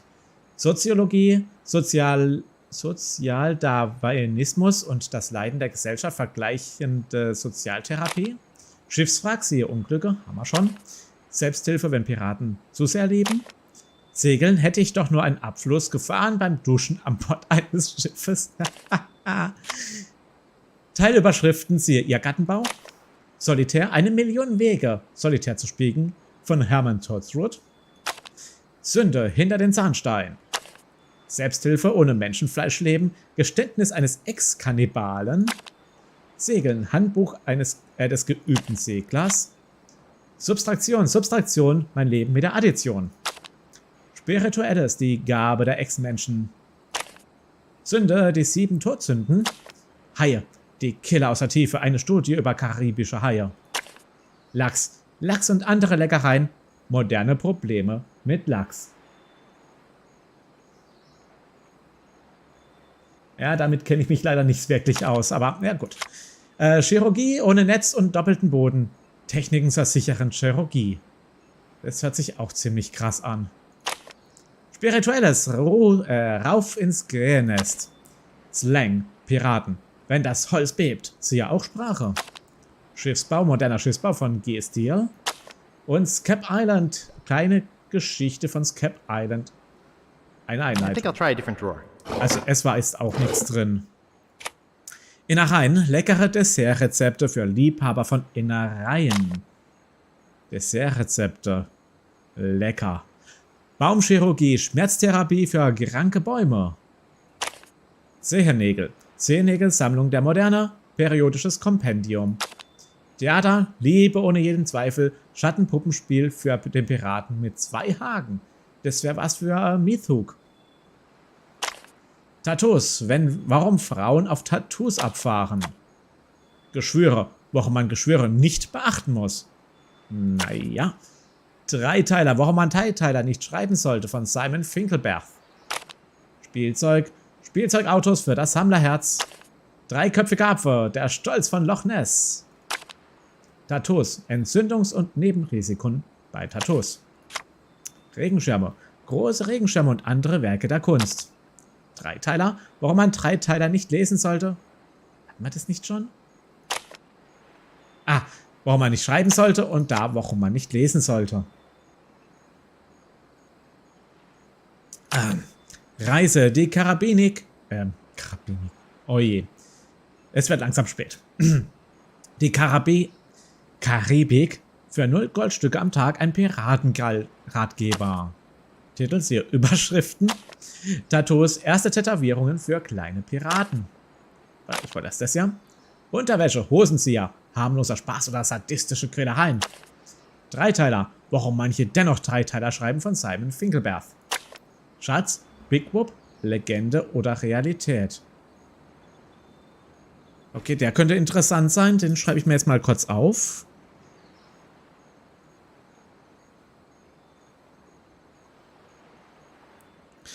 Oder ist es der, den wir schon haben? Wir haben ja schon ein Buch über Big Whoop. Könnte sein, dass es das Buch ist. Toast, 30 Köstlichkeiten auf Toast. Tee, das Massaker von Luisa de la Cruz. I think I'll try a different drawer. Reichtum, Überfluss als Kunstform der Gesellschaft von Elfhard. Ja, das mit dem Ü, das ist echt... Da klappt das Ü auch, also das ist echt sehr, sehr seltsam, was da passiert ist. Tapete, was Gelb aus ihren Kindern macht. Psychologische Studie. Voodoo, siehe Rezepte Voodoo.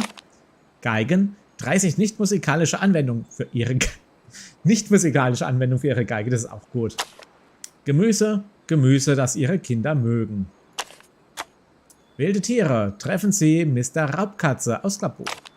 Tapete, sauer macht lustig, 1000 Entwürfe in Limettengrün. Gemeinheit, kleine Höflichkeiten für Partykonversation. Viren, Dinge, die man sich beim Lesen eines Buches aus der Bücherei einfangen kann.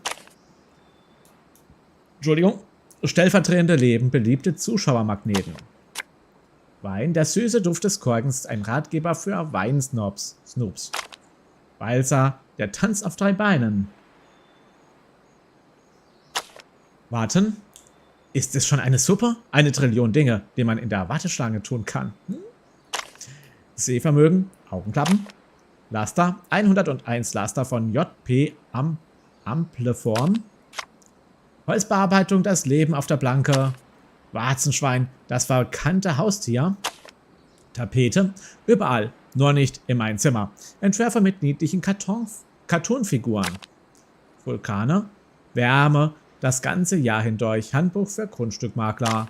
Und bösartige Pedantrie, siehe Duvio Dezimal.